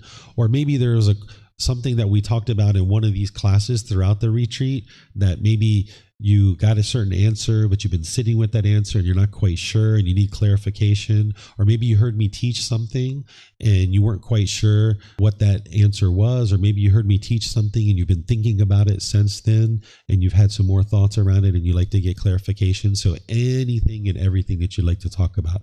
If there are certain personal challenges that you're experiencing that you'd like to get help with, we can talk about that. So anything and everything, whether I taught it here in the class or just something you've been thinking about, you can ask any and all questions that you like. So the floor is yours. We've got lots of microphones. Anything you guys would like to talk about. So I was wondering if it's a wise decision to do a wrong livelihood for an amount of time to get certain amount of money in order to do a right livelihood. Let me show you all the way back here. I'm going to answer your question, but I'm going to show it to you in the words of the Buddha so it'll help you more. Okay, here we go. Okay, so when we're talking about right livelihood, this is how you choose to sustain your life in the world. It's part of the moral conduct section. So any harm that you cause, it's only going to come back to you. And what you would like to do is get to a point where you're making wise decisions, and that way you only experience wholesome results. So when you ask me, is it okay to do wrong livelihood? The choice is always yours of what you choose to do. What I would advise you to do is be sure you're not doing any of these 5. If you do any of these 5, you're causing harm to other beings, and that harm is going to come back to you. I wouldn't suggest doing any of these 5 just to make money. And then once you're looking at those and you've purified that, then you would like to be sure you're not doing these: scheming, flattery, hinting, belittling, pursuing gain with gain. Now, when you're doing any of these, this is going to affect your contentedness and your ability to continue to do that livelihood long term and sustain your life. So if you're scheming, meaning corruption, your life is going to fall apart eventually when people find out about your corruption. If you're flattering your customers or your business partners, this is like insincere comments just to get them to purchase things from you. This is not going to help you to be successful in your life with your livelihood. If you're hinting, meaning you're unclear with things, right? You're just not clear in the way that you conduct your livelihood. This is not going to be helpful. If you're belittling your clientele, your customers, your competition, your business partners, that's not going to help you.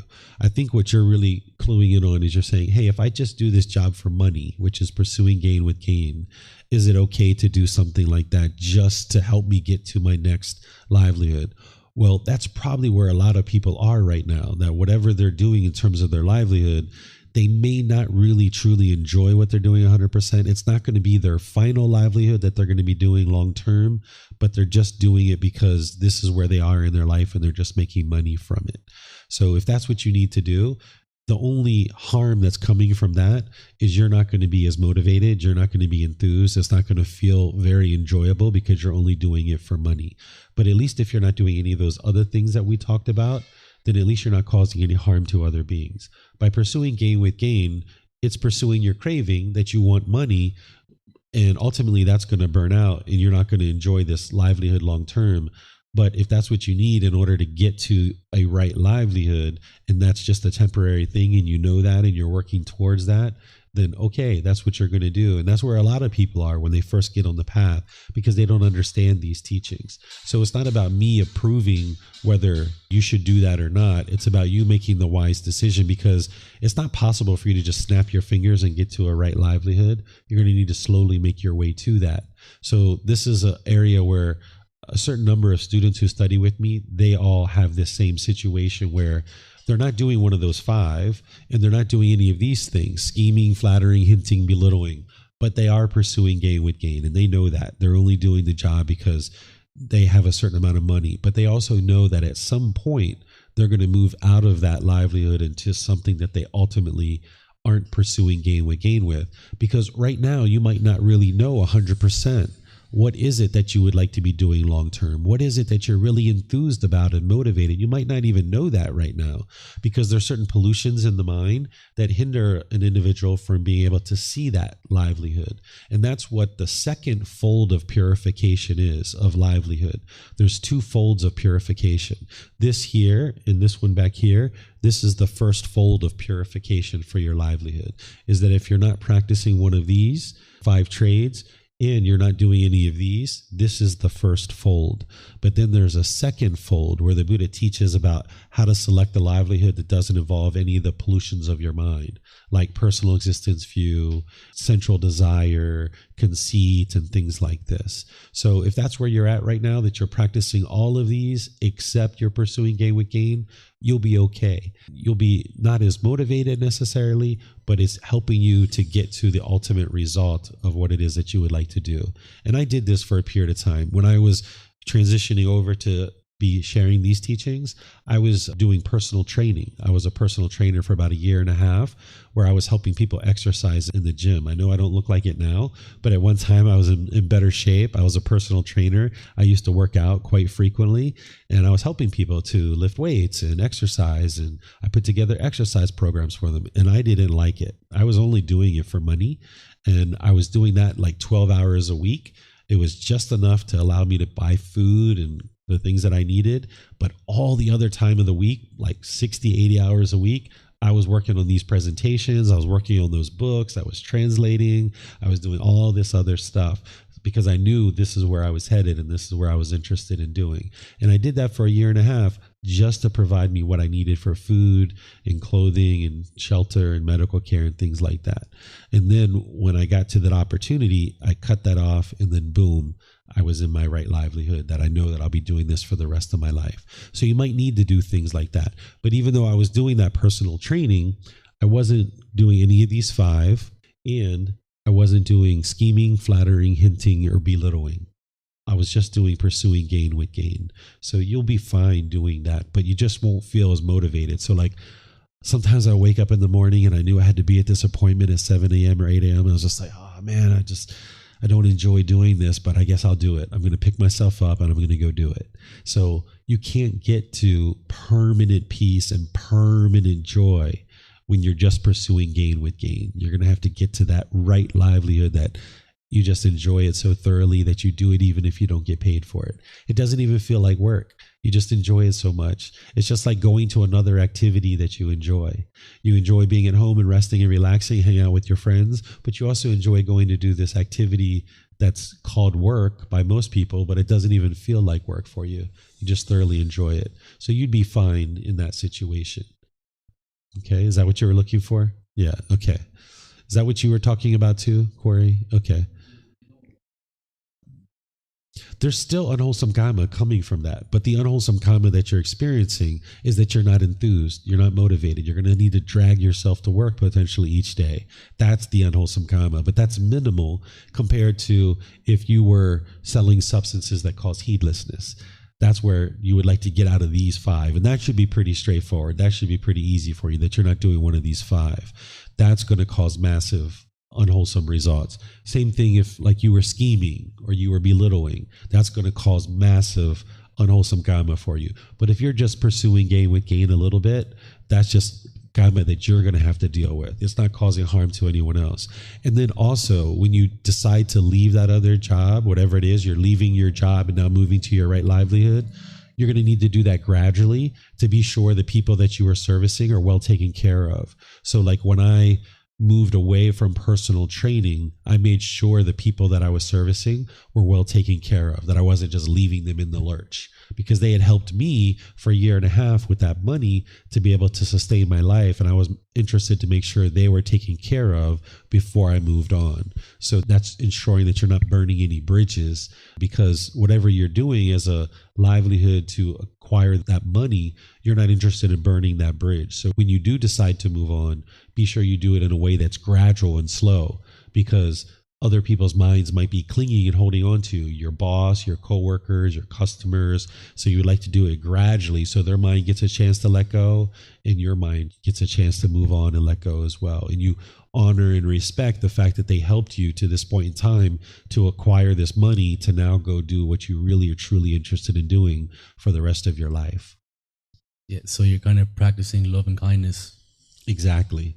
As Loving you're kindness and transitioning. compassion. Exactly. And if you don't have craving to get to that next job, you should be able to do it gradually. Whereas if you've ever had craving to move from one job to the next, you might have cut off one and just bolted to the other one and could care less what happened behind you. This is where I talk about plowing through the forest, knocking down the trees, burning up the forest, that we don't care about how our decisions affect other people. We're just out for our own selfish desires, our own cravings. I just want to hurry up and get to that other job. I don't care about my boss. I don't care about my coworkers. I don't care about the customers. It's all about me and getting to this next job. Where now you would like to change that. You would like to be like, you know what? I know that those beings are going to struggle with impermanence when I leave because they have clinging, they have attachment, they have craving. So let me do this gradually as a way of showing loving kindness and compassion and respect for what they've allowed me to do, which was acquire this money. So now let me do this slowly and gradually and make this transition very easy for everybody. And then that's a way to move to your next livelihood and feel secure and confident that you haven't caused any unwholesome karma. Yeah, thank you. Yeah, so let me add to this. This is not part of the question that you asked. As I've shared with you guys before, the teachings of the Buddha are not only teaching you how to get to a peaceful and joyful mind, but it's also teaching you how to interact with other beings who are unenlightened. So while you understand the Four Noble Truths that anybody who experiences discontentedness, they're causing it themselves, their own craving and clinging is causing their discontentedness, you know that. So if you did cut and go to another job and they got discontent, they're causing it themselves. But as a loving and kind and compassionate being who has wisdom, and you know they're going to experience that discontentedness because they're not enlightened and because they aren't on the path, it's wise for you to slowly move to a new job or slowly move to another occupation because you have compassion and loving kindness, even though you know that they're causing their own discontentedness. Out of your wisdom, it's wise to just slowly move on. And this is what will produce better results for you. And this is also true if you have like a life partner or a boyfriend or girlfriend and you're choosing to move on from this partner. It's wise to do that slowly. When you do things really sudden and abruptly, this is where people's minds are still holding on and they can turn into a stalker and they can stalk you and because their mind is still holding on. Whereas if you gradually move away from this person, then it lets their mind let go. It allows their mind to gradually let go. So there are certain decisions that you'll understand that they're causing their own discontentedness if I leave abruptly.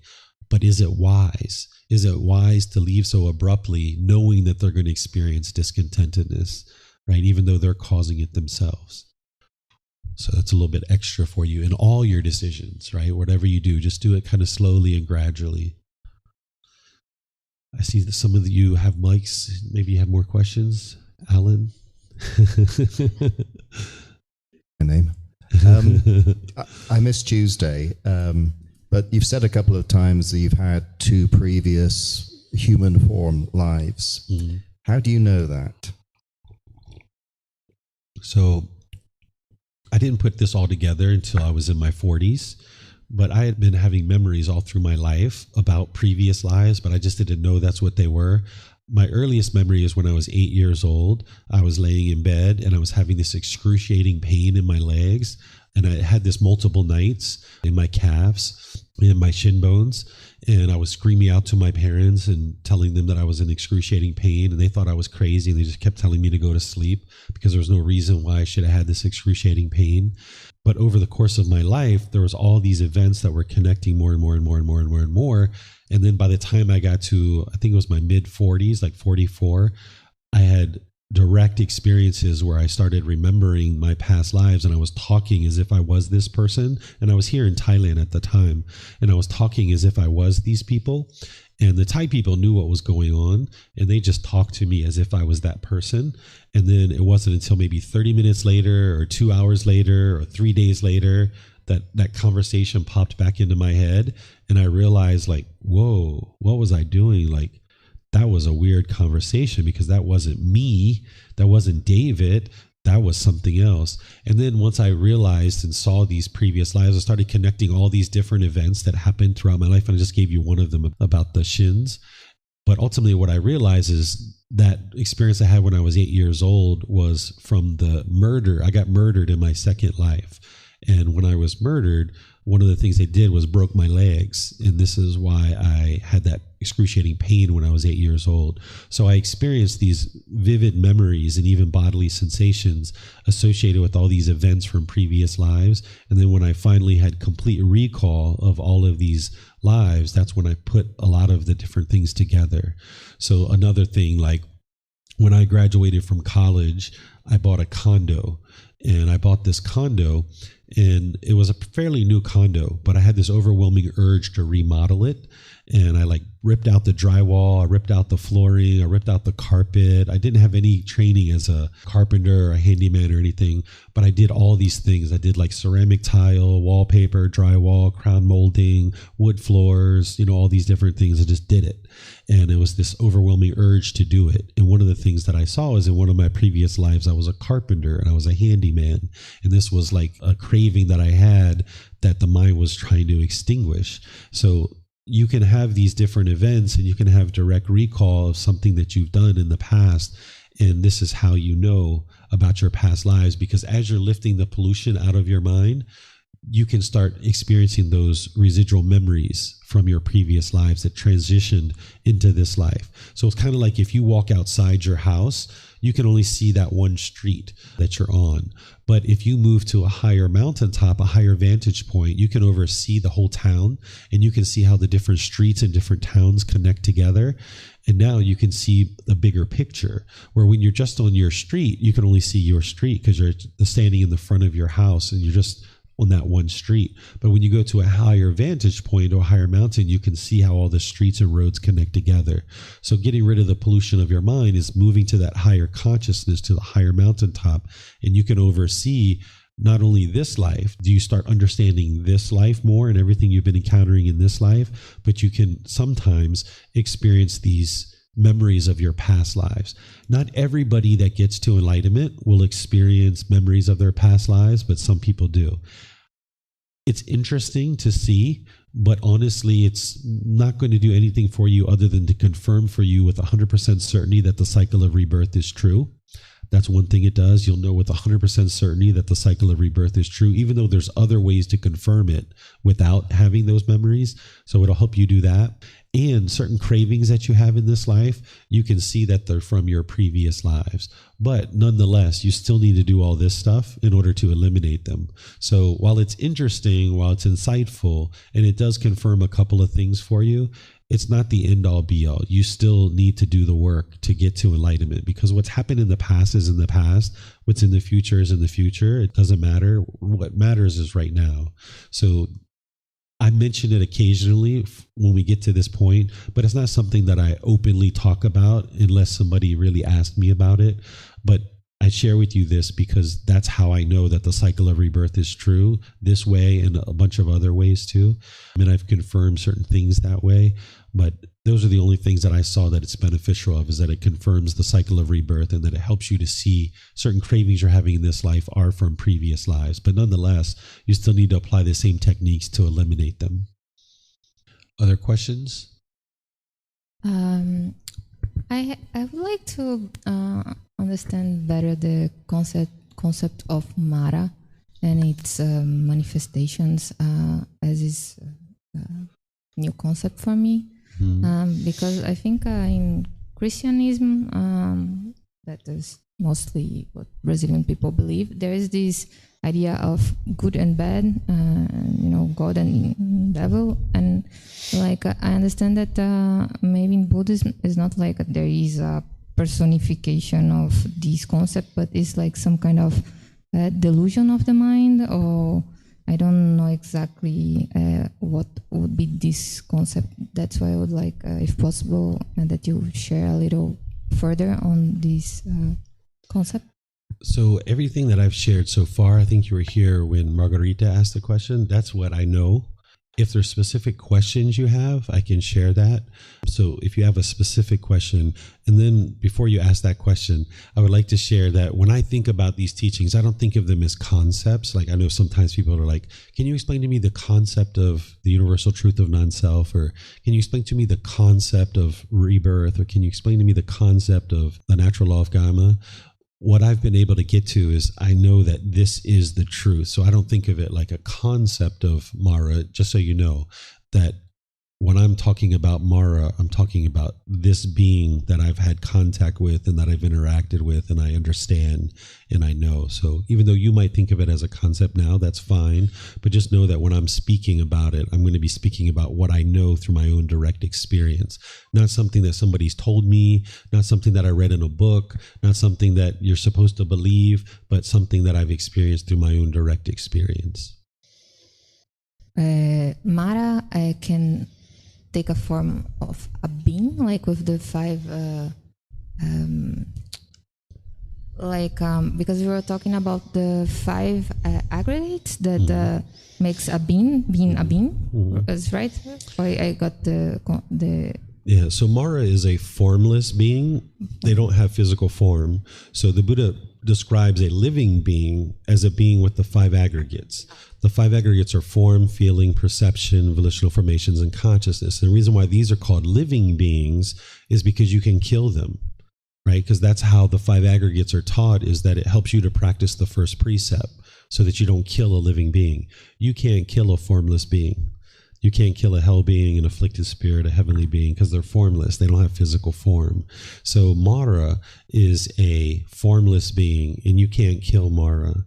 But this being is in existence, and you may have contact with Mara at some point, or you may have already had contact with Mara, or you may never have contact with Mara. But it is a being that exists, but it doesn't have the five aggregates. So when we talk about a living being, it has to have all five aggregates, because that's what applies to the first precept. These other beings are in existence. It's just that we don't refer to them as a living being because they can't be killed. When they get to the end of their lifespan, they will expire and die. So let's say in the case you had some contact with Mara.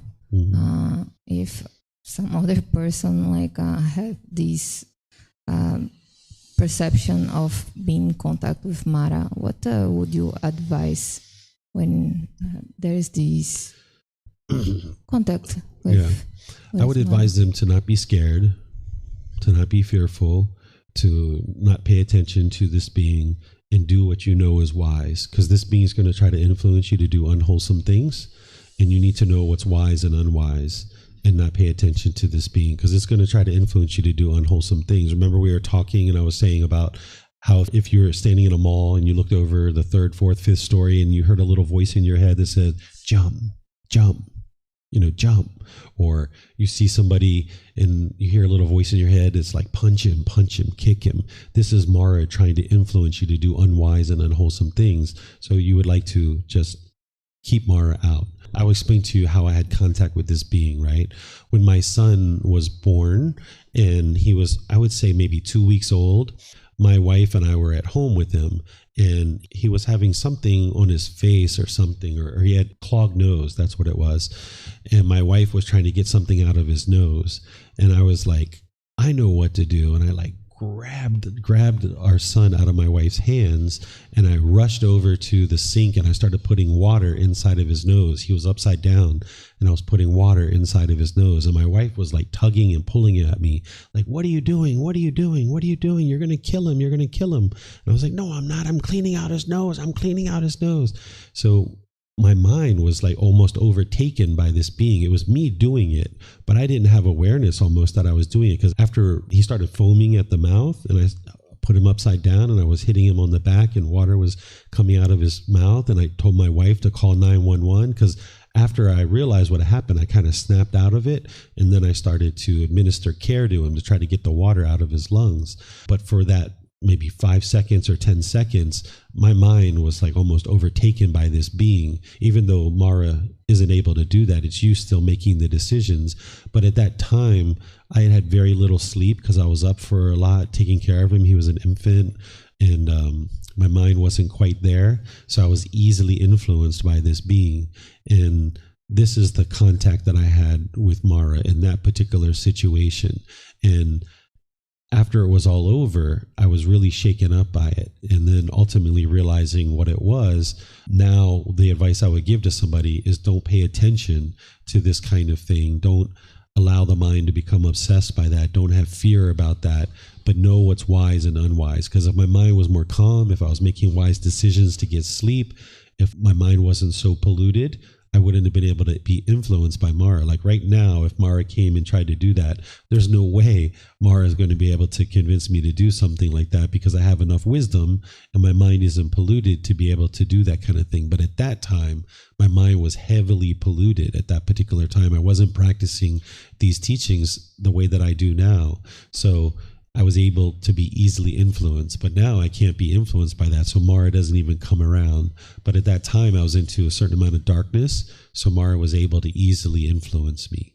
So if you're influenced by this being at all, just know what's wise and unwise. Don't be fearful. If you're learning and practicing these teachings, by the time you get to the jhanas, Mara's not going to be able to influence you. So you don't have to be scared of that. And in the case of your wife seeing like that situation, like what do you recommend also, like for your wife that was there seeing that, maybe she was in a situation that she had more awareness to say, hey, stop with this. Mm-hmm. So like the antidote for this Mara contact would be practice awareness? Yeah, if your mind isn't polluted, Mara's not going to be able to affect you. So my wife's mind was much more stable and not as polluted as mine. She still had pollutions in her mind at that time, but not the way my mind was heavy polluted. I was into a lot of unwise and unwholesome things at that time. So that's why I was able to be easily influenced, but her mind wasn't in the same degree as mine. So that's why she had a certain level of awareness that I didn't have at that time. And that was very helpful for us, because otherwise I'd be in jail for murder, right? And I would have never murdered my son. I had no interest to murder my son whatsoever, but that's essentially what I was doing. And looking back on it, I just can't fathom that I actually did that. It's so unfathomable. Of course, putting water into the nose of a child is going to hurt it, right? But in that moment where I was lacking sleep, my mind was polluted and everything was going on, and we had so many things that were happening around that time, Mara was easily able to come in and influence me. So if you are in a context that like you... I'm sorry, I'm having trouble hearing you with the tools outside. So antidote to this kind of, to be in contact with Mara would be like have a healthy life, like be like in a context of balanced relationships, balanced everything possible, so you have more awareness all the time to see when something that is clearly like not wise, to refrain these things to happen. The antidote is the same antidote that you need in order to get to enlightenment. The number one problem in the unenlightened mind is what? What's the number one problem? Ignorance. Ignorance. And what's the antidote to that?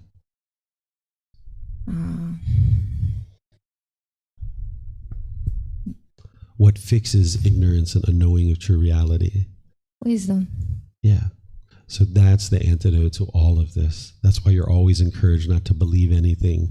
Learn, reflect, practice, get to wisdom. That's going to fix everything. It's going to fix the mind's discontentedness.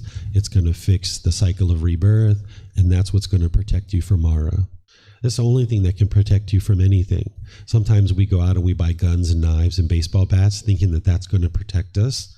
That's not going to protect you. What's going to protect you is your wise decision making.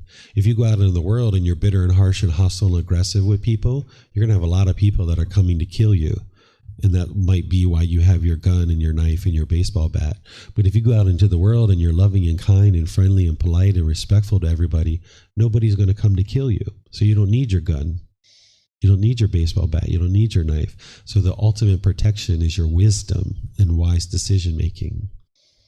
Thank you. Mm-hmm. Yeah, so I've got one question about when you said the body is kind of made up of the four elements, like wind, fire, earth, whatever, the other one. So could you explain a little bit more about the fire? I know when you did explain it, it said something about you could feel like a temperature in your body. Yeah. Like my body does be hot like for no reason, you know, and like just could never really understand it, why. Or even if I could be asleep and I wake up, I'd be sweating, you know. And even in the past week, I'd even have like more dreams than normal, and my body temperature rises. There's always a reason. You just might not know what that reason is. Yeah. There's always a reason why everything's happening. That's cause and effect, or action and result. You just might not know what that reason is. So the 4 elements, specifically the fire one that you're asking about, this one is associated with your body temperature and often associated with digestion as well. This is just a way that they describe the body and sickness in the body. They describe health and sickness in traditional medicine, dating all the way back to the lifetime of the Buddha, based on these 4 elements. So the earth element is the solids of the body, like the teeth, the hair, the fingernails, the bones, things like this. The fire is the digestion and the temperature of the body. Then the water element is the fluids of the body, like the blood, the saliva, the pus, the urine, the tears, sweat, things like this. And then the wind element is the movement of things in the body. So like the movement of the feces through the intestines, out the rectum, the movement of the blood and things like this. So they would diagnose the body as being healthy or unhealthy through these 4 elements. So if you were sick, they can diagnose your body based on maybe you have an excess of earth element, maybe you have an excess of fire element, maybe you have a depletion of water. Usually if you have a high fire element, usually you have a low water element. So do you get thirsty frequently? I suppose I do drink a fair bit of water, but yeah, I suppose I do. Usually when people have a high fire element, they have a low water element, or they need to drink a lot of fluids because of that high fire element. And then there's a wind element of the movement in the body. So a traditional medicine doctor would be able to explain this to you in much deeper than I would. And I used to dabble in this area, so I know a little bit about it, but I don't know it in the way that I used to, in the ins and outs. You know, I let go of all of that. And now I focus on the teachings of the Buddha. So I know just enough about it to know what the Buddha was talking about. And also I know just enough about it to know that that's not how we explain the body anymore. We explain it in terms of cells and molecules and bones and skin. And we have much more detailed ways of explaining the body than they had during the lifetime of the Buddha. So when I see the Buddha talking about the 4 great elements, I know that he's talking about the physical body. And that's really all you really need to know on that in terms of getting to enlightenment. But if you have interest to learn about those 4 elements and the medical aspect of them, I would suggest that you talk with a traditional Thai medicine doctor. And if you'd like to talk to my wife, she is in that field. She's been doing it since she's 9 years old. She could talk to you and explain it much deeper than I'd be able to. And I can connect you guys together if you like. Just send me a message and I'll send you her contact information, or you can come out to the house, or you can meet her for a smoothie or dinner or whatever you'd like to do, and she'll talk all that stuff with you. Yeah, I'd be interested in that. Thank you. Yeah, she'll help you with all of that. I was wondering, how does the cause and effect function in the kids? Because they don't always like have the decisions of what's cool, when who are gonna hang out, what are you going to choose for to eat, I don't know, for many things. So how does it function like that in kids? It's the same natural law. It's affecting them just like it's affecting us. And this is why kids typically spend time with adults, because adults have more wisdom about the world around us. And now we can guide the child to be able to understand that wisdom. But what family you're born into and how much wisdom your parents and your caregivers have is going to determine what amount of wisdom you get to gain as you're growing up in the world. So the natural law is a natural law. It's affecting all of us the same. But a child growing up, they can learn from their parents if their parents have certain wisdom. But this natural law is affecting beings whether we're aware of it or not. Just like the natural law of gravity. You didn't know about the natural law of gravity when you were 1 year old, 2 years old, 3 years old, but it still affected you the same like everybody else. The fact that you had a lack of wisdom of that natural law doesn't matter. It's still affecting you. But one of the benefits and the way that we've created society is that a child will typically spend the first 18 years of their life living with other adults, and most likely their parents or uncles or aunts or grandparents. And our role, even when the Buddha talks about this, is to teach our children these natural laws and help them to understand this wisdom. And then that's what's going to help them to create a really wonderful life for themselves. But it's affecting them the same way. But I mean, I think my question is, you don't make decisions when you're a kid, or someone else, obviously an elder, made them for you, and you are like part of that cause and effect because someone made that decision for you, not you being a kid. You still made the decisions. You made the decisions in your previous life not to get to enlightenment. So now you're being reborn. And whatever your karma is from that previous life, it's going to determine what family you're born into. And then when you're born into that family, your family is either going to have wisdom or a lack thereof. And then as your family is trying to incentivize you to make certain decisions, it's your choice of whether to do that or not. So, for example, when I was growing up, my mom tried to convince me to do one thing or another, and I would either choose to do that or not. It's still my choice. You might feel like when there's a child that the child's being forced to do any particular thing, but that child is making a choice at the end of the day. There might be pressures that are being put on them by the people around them, but ultimately they're still making the decisions. Okay. Yeah, I think it's a little bit harder to see it because, we think that the kids are all pure and innocent and things like that. And it's not true. And it's not true, yeah. Yeah, that's where you need to be able to see the truth, that a child is not all pure, not all innocent. They have craving, anger, and ignorance in their mind. So, for example, I got home a little bit earlier yesterday than I have been because we finished up class here. My son's usually supposed to go to bed at 8:30. And when I came home, I saw it was like 8:45, 8:50. He was still awake. I saw his light in his room on. So I knew he had made his own decision. He chose to stay awake later, right? That was his decision.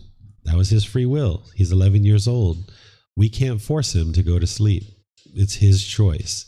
So we're all making our own choices. Whether you see that right now or not, that's where you need to maybe reflect more and look at it more closely.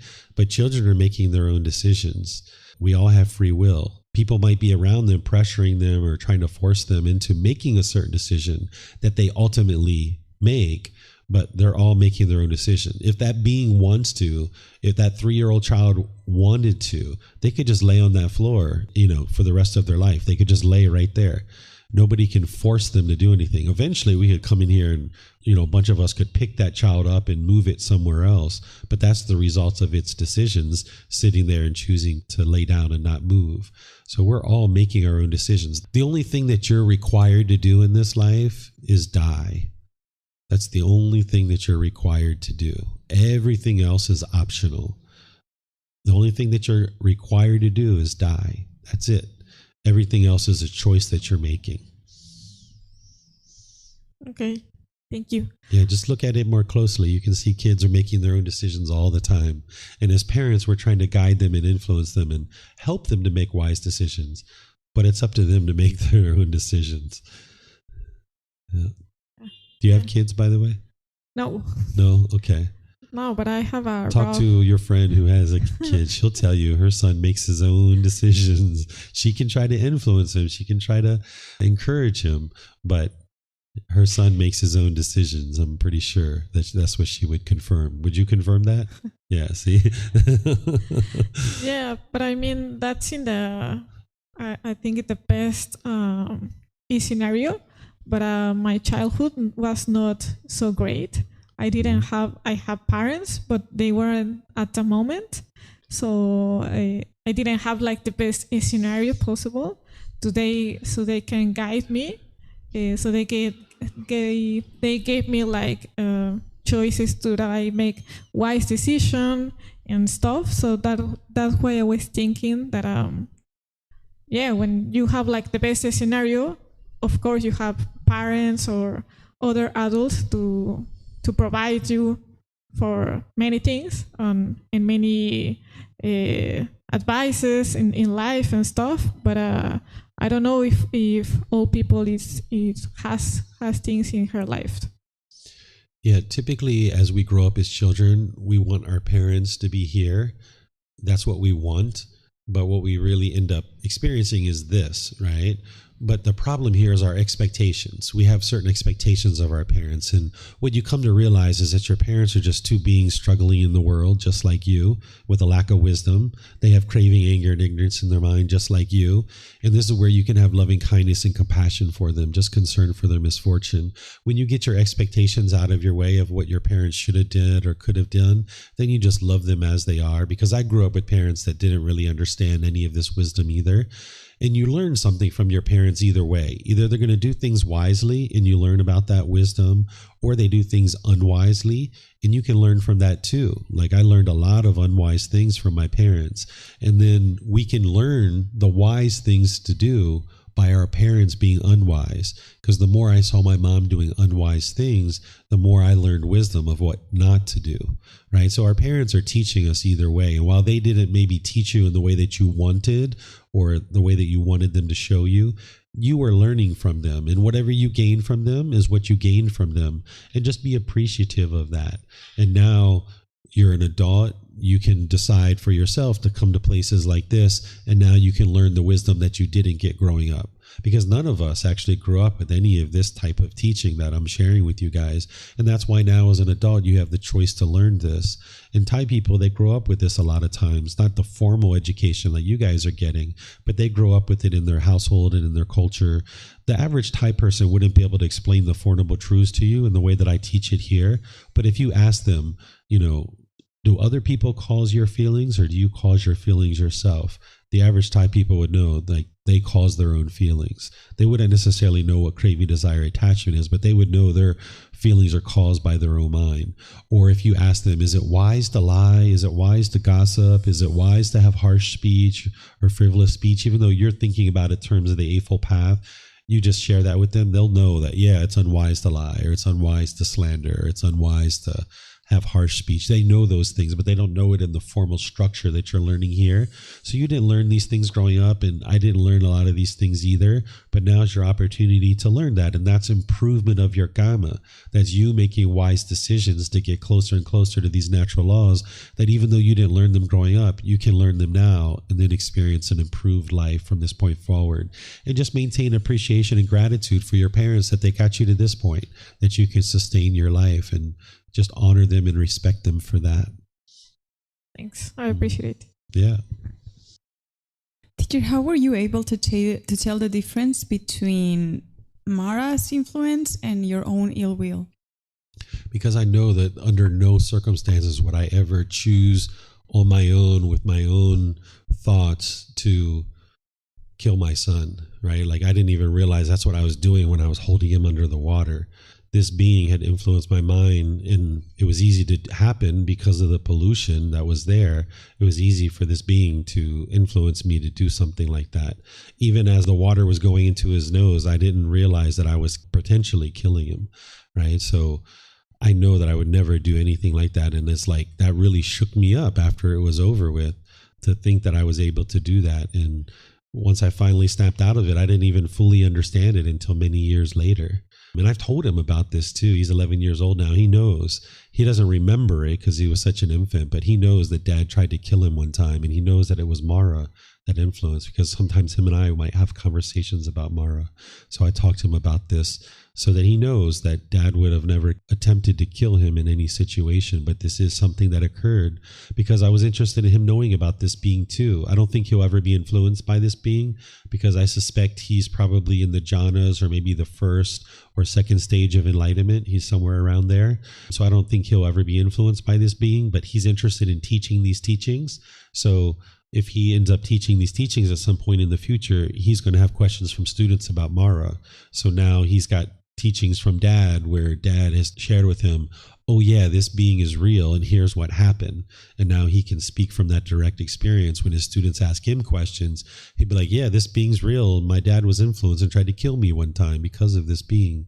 So I know it wasn't from me, because I would never be interested in killing another being for any reason at this point in my life, or even back then. I wouldn't have killed a human being. Even the darkness that I was in, I wasn't interested in killing another human being. So I know it wasn't from my own ill will, but there was enough ill will there. There was enough sensual desire. There was enough other pollutions that Mara was able to influence me to do some action that was very unwise. But it was still my decision to do it. But I just didn't have the thoughtfulness. I didn't have the wisdom and the awareness of mind to realize how unwise this thing is that I was doing. I thought I was just cleaning out his nose. That's all I thought I was doing. But looking at it now and talking about it here, of course, that's really stupid of me to do that. It was really ignorant, really unwise. But my mind was so polluted, and Mara was strong enough to be able to convince me to do it. And thank goodness my wife was there to stop it. Yeah. So just still on the Mara topic. So you're saying like Mara would be coming to a mind that would have pollution in it. So let's say if you're consuming substances that create heedlessness, alcohol, drugs, or anything like that, would that be a being that Mara would be attracted to because you're not aware to make wise decisions? Therefore, Mara would be focusing on beings that are heedless? Exactly. So by the time you get into the jhanas, you're not using substances that cause heedlessness at that point. And surely by the time you get to the first stage of enlightenment, because you've cleaned up your wrong behavior, so you're not going to be using substances at that point. So your mind is wise enough to not use substances. So Mara is not going to be able to influence you there. So Mara is going to try to influence the people that Mara knows that they can influence, because Mara is interested in causing calamity in the world. And that's why the Buddha shares that when you get to that first jhana, Mara is blindfolded, meaning like Mara can't even see you. Yes, Mara can see you, but Mara can't influence you. So Mara knows not to even try to influence you, because Mara is wise enough to know that you have enough wisdom that Mara can't influence you. So yes, someone who's using substances, someone who's having sexual misconduct, someone who's stealing or lying, things like this, Mara knows that these are ideal candidates to influence. So that's why the more wise you become and you're not doing those things, you'll get closer and closer to the jhanas. And then Mara knows, I can't even influence this person. I'm not going to waste my time. I seen on a slide, like I don't know, was it yesterday or the day before, it said restrain from strong drinks. Mm-hmm.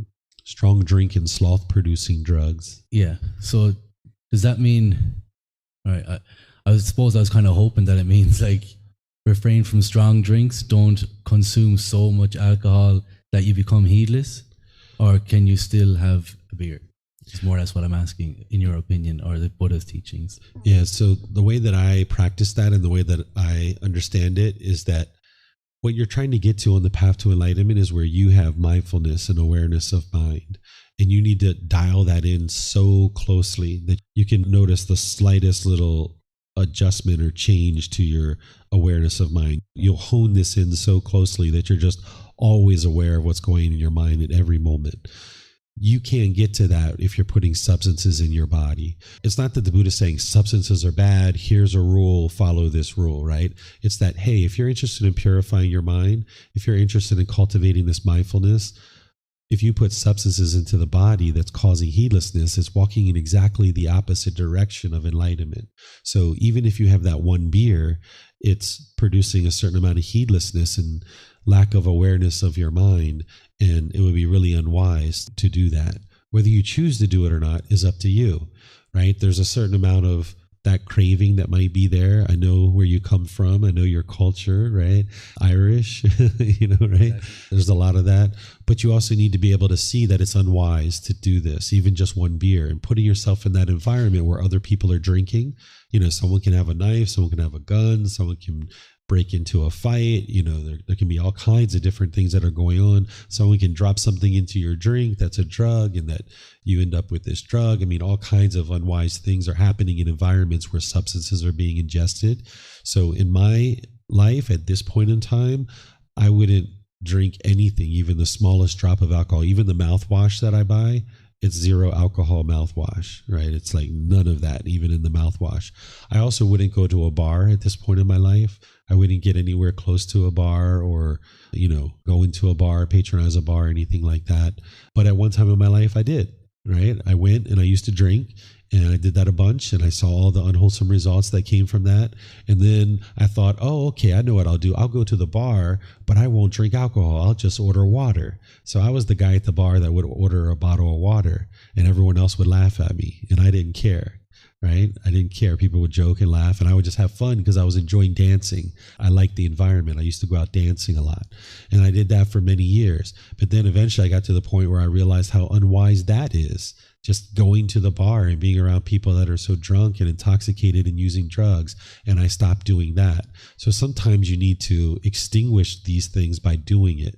I would encourage anybody who's serious about the path to enlightenment to purge all substances that cause heedlessness, all the way down to even caffeine, like I've shared with you guys.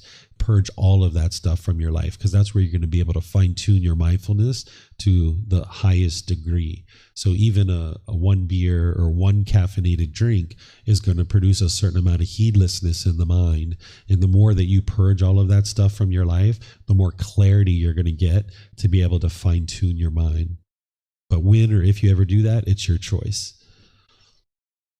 Okay, because I was thinking like heedlessness, you'd actually notice it, so even 1 beer, let's say you don't notice that you're becoming heedless, but the mind is becoming somewhat heedless, even though you don't physically feel heedless. Yeah, there's a couple other things that are at play when somebody's looking at using substances. It's not just the heedlessness. Like the heedlessness is the reason why you'd lack mindfulness, right?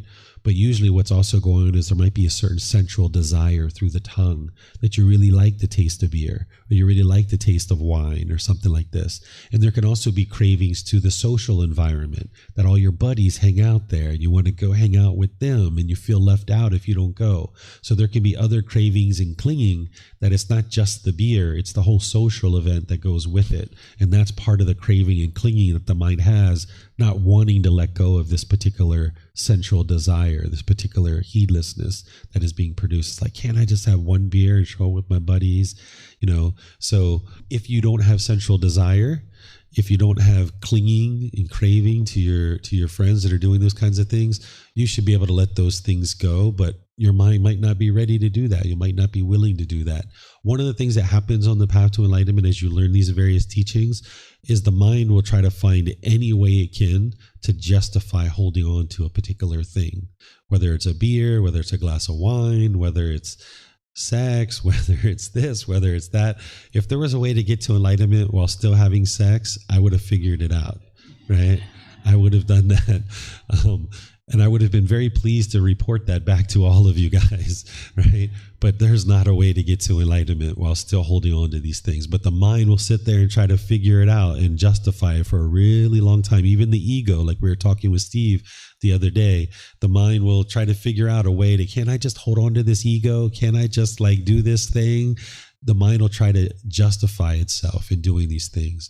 So you got to be vigilant of that it's going to try to finagle its way to justify holding on to this one little thing. Can I just hold on to this? And also, as you're letting go of all of these things, those things that used to bring you pleasure, right? Those conditional pleasant feelings, as you're letting go of these things, then you kind of feel like, well, isn't life kind of mundane? Isn't it kind of boring and lonely and all of this stuff? Well, that's because the mind's starting to let go of all these cravings, and now you're starting to experience some of these painful feelings as a result of those cravings you held on to.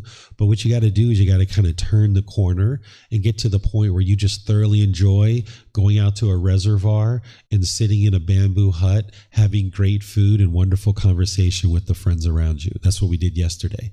You need to get to the point where you just thoroughly enjoy going to an elephant sanctuary, helping the elephants and seeing that they're well cared for, and we get to sit around the table and eat fruit and eat pad thai, right? Get to the point where you can go to a hot spring with your feet in the hot water and just sit around and chat with other people that are into wholesome things and just thoroughly enjoy that, right? All the different things that we did this week, we had really good, clean fun, right? There wasn't any substances, there wasn't any aggression or hostility or frustration.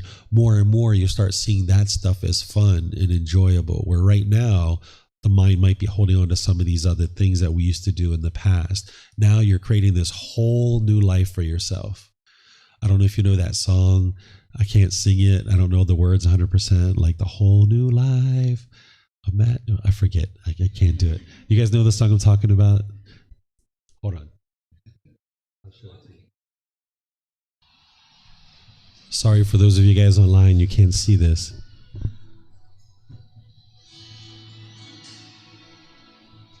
I'll just let you watch this a little bit.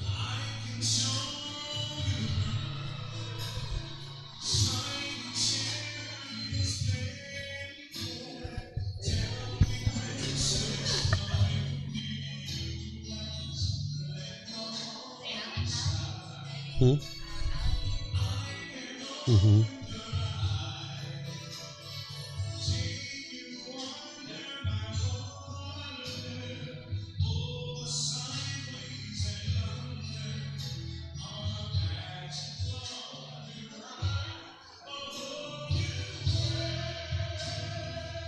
David, can you put subtitles, please?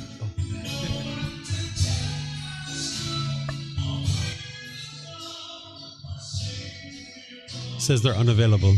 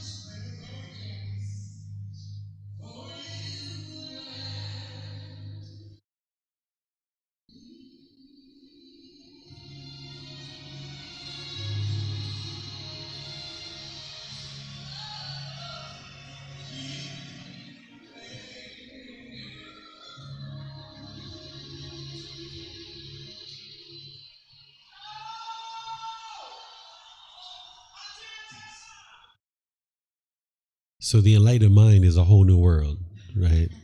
It's a whole new world that you never even knew existed, right?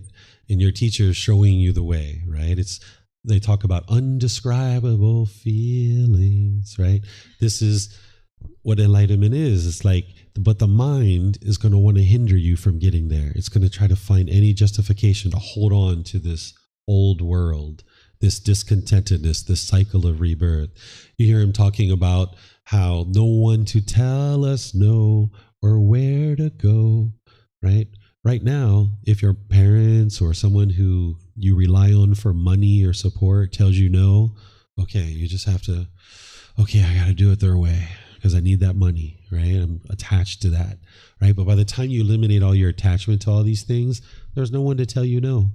No one to tell you where to go. It's your own life. It's your whole life. It's a whole new world. Your mind's free of this world, and you've escaped this whole cycle of rebirth, and now your mind can be free. So if you listen to the words of this song really closely, it's describing this whole new world of enlightenment. I'm sure they had other thoughts when they were maybe writing this song, I don't know, but the way they wrote it, it's very close to describing this whole new world of the mind moving into enlightenment. There's other songs that are like this too.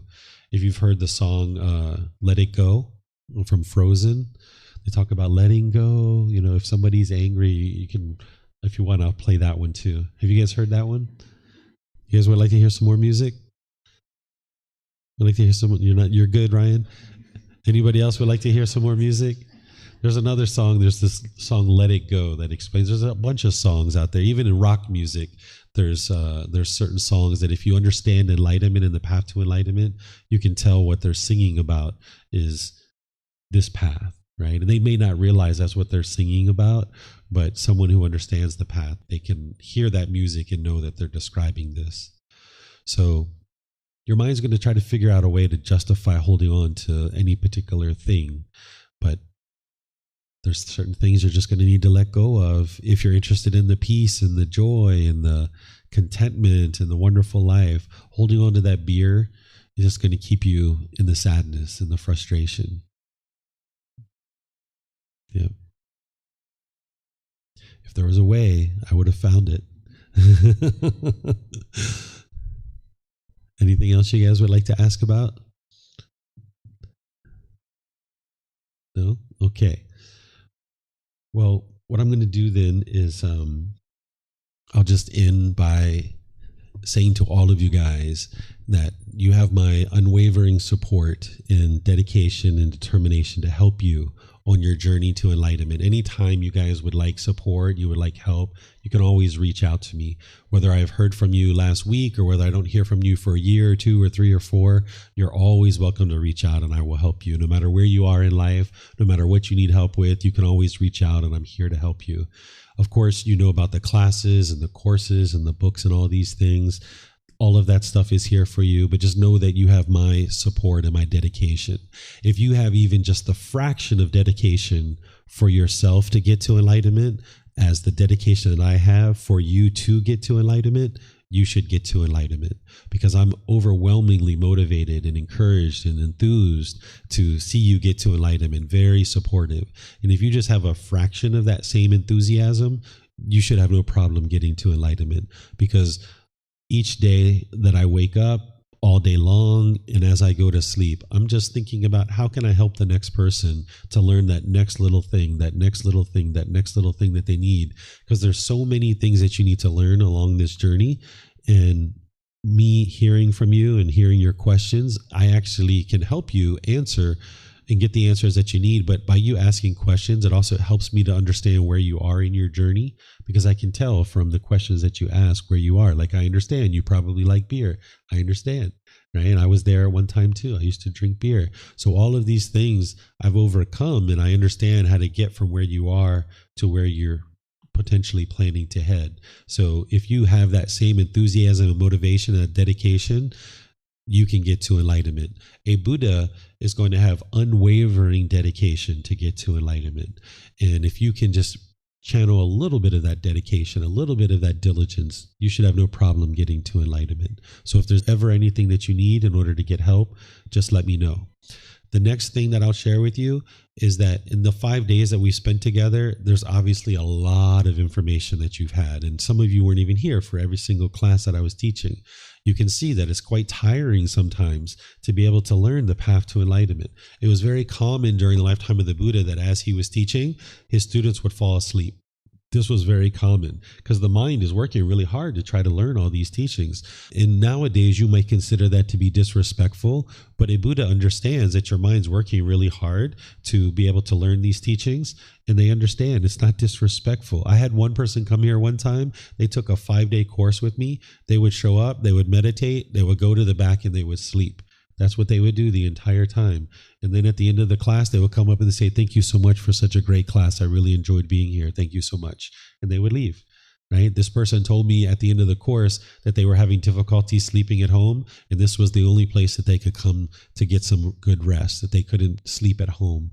So, hey, if this is what they're using my class for, is to come get some sleep and that's benefiting their life, wonderful. They were at least able to meditate 5 days a week, every morning, and they were able to get some sleep, and that was wonderful for them, and that's what they needed in that particular situation. So whatever you need, I'm here to help you, but also understand that when you go through a learning event like this, you've never learned everything, right? You've probably maybe absorbed 5, 10, 15% of what's really being shared with you. You might feel like you've just ate a really big meal, right? If you've ever been to a holiday and you've had Christmas or Thanksgiving or one of these things, you had this big, heavy meal. What do you usually do when you eat a big meal? You sleep, right? You go rest, you get some rest, and you digest your food. So maybe that's what you guys need to do now, is maybe you need to go enjoy your weekend, not even think about the Buddhist teachings necessarily. Don't think about the retreat. Just go out and have some fun and be a good, moral, wholesome person making wise decisions. Don't think about the 3 poisons or the 3 unwholesome roots or all these other things, but just know that you have new wisdom that you didn't have 5 or 6 days ago, and practice that wisdom. And then whenever you've had a really big meal, if it tastes really good, you're probably going to sit down at that table and maybe have another meal. So maybe if you enjoyed the taste of the food here at this table and the food that you're eating, maybe you might decide to come back and have another meal at some point.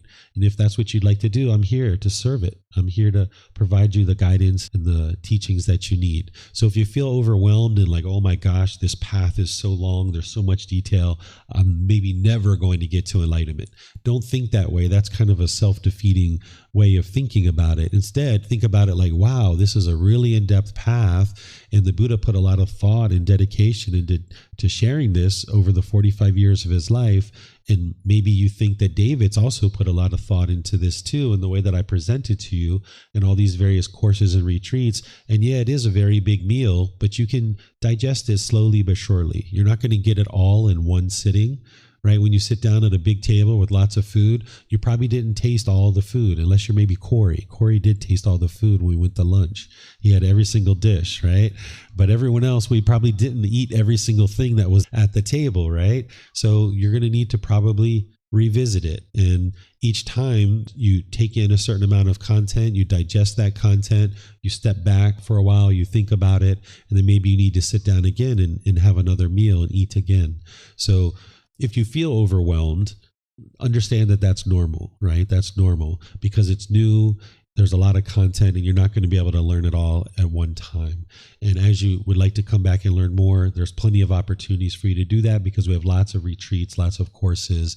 Some of you guys like Junko, she's been in many classes. That foundational course you've taken like 2, 3, 4 times already now. She's still taking more and more classes. So feel free to come back as many times as you like. If you feel overwhelmed, that's normal. It's understandable. But now just sit back, digest, and then when you're ready to learn some more, I'm here to help you.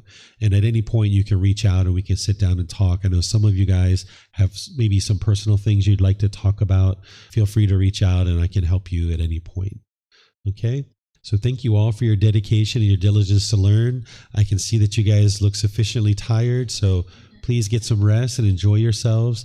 At the end of a course like this, at the end of a retreat, sometimes students like to get together and do a little bit of cleaning in the temple. If you guys would like to help out, do some of that.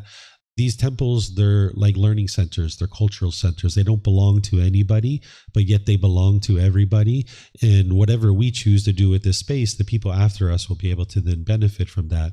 So oftentimes when we're here for a long time like this, students like to spend another 5-10 minutes or so, 15 minutes, and just kind of sweeping the floor, cleaning the bathroom, cleaning the hallway. Some classes even go out and clean other parts of the temple. If you guys would like to do that, you're welcome to. I'm not asking you to, I'm not requiring to, you're not expected to, but if you would like to contribute to something like that, that'll make it really nice for the people who come after you and are interested in learning. So whatever you do to contribute to your own growth or to support the work that we're doing here, whether it's helping to clean or if you've offered me some money for lunch to pay for food or anything like that, I'd like to thank you for your generosity. Thank you for your dedication to learning and practicing these teachings. And as you need help, just let me know and I'm here to help you.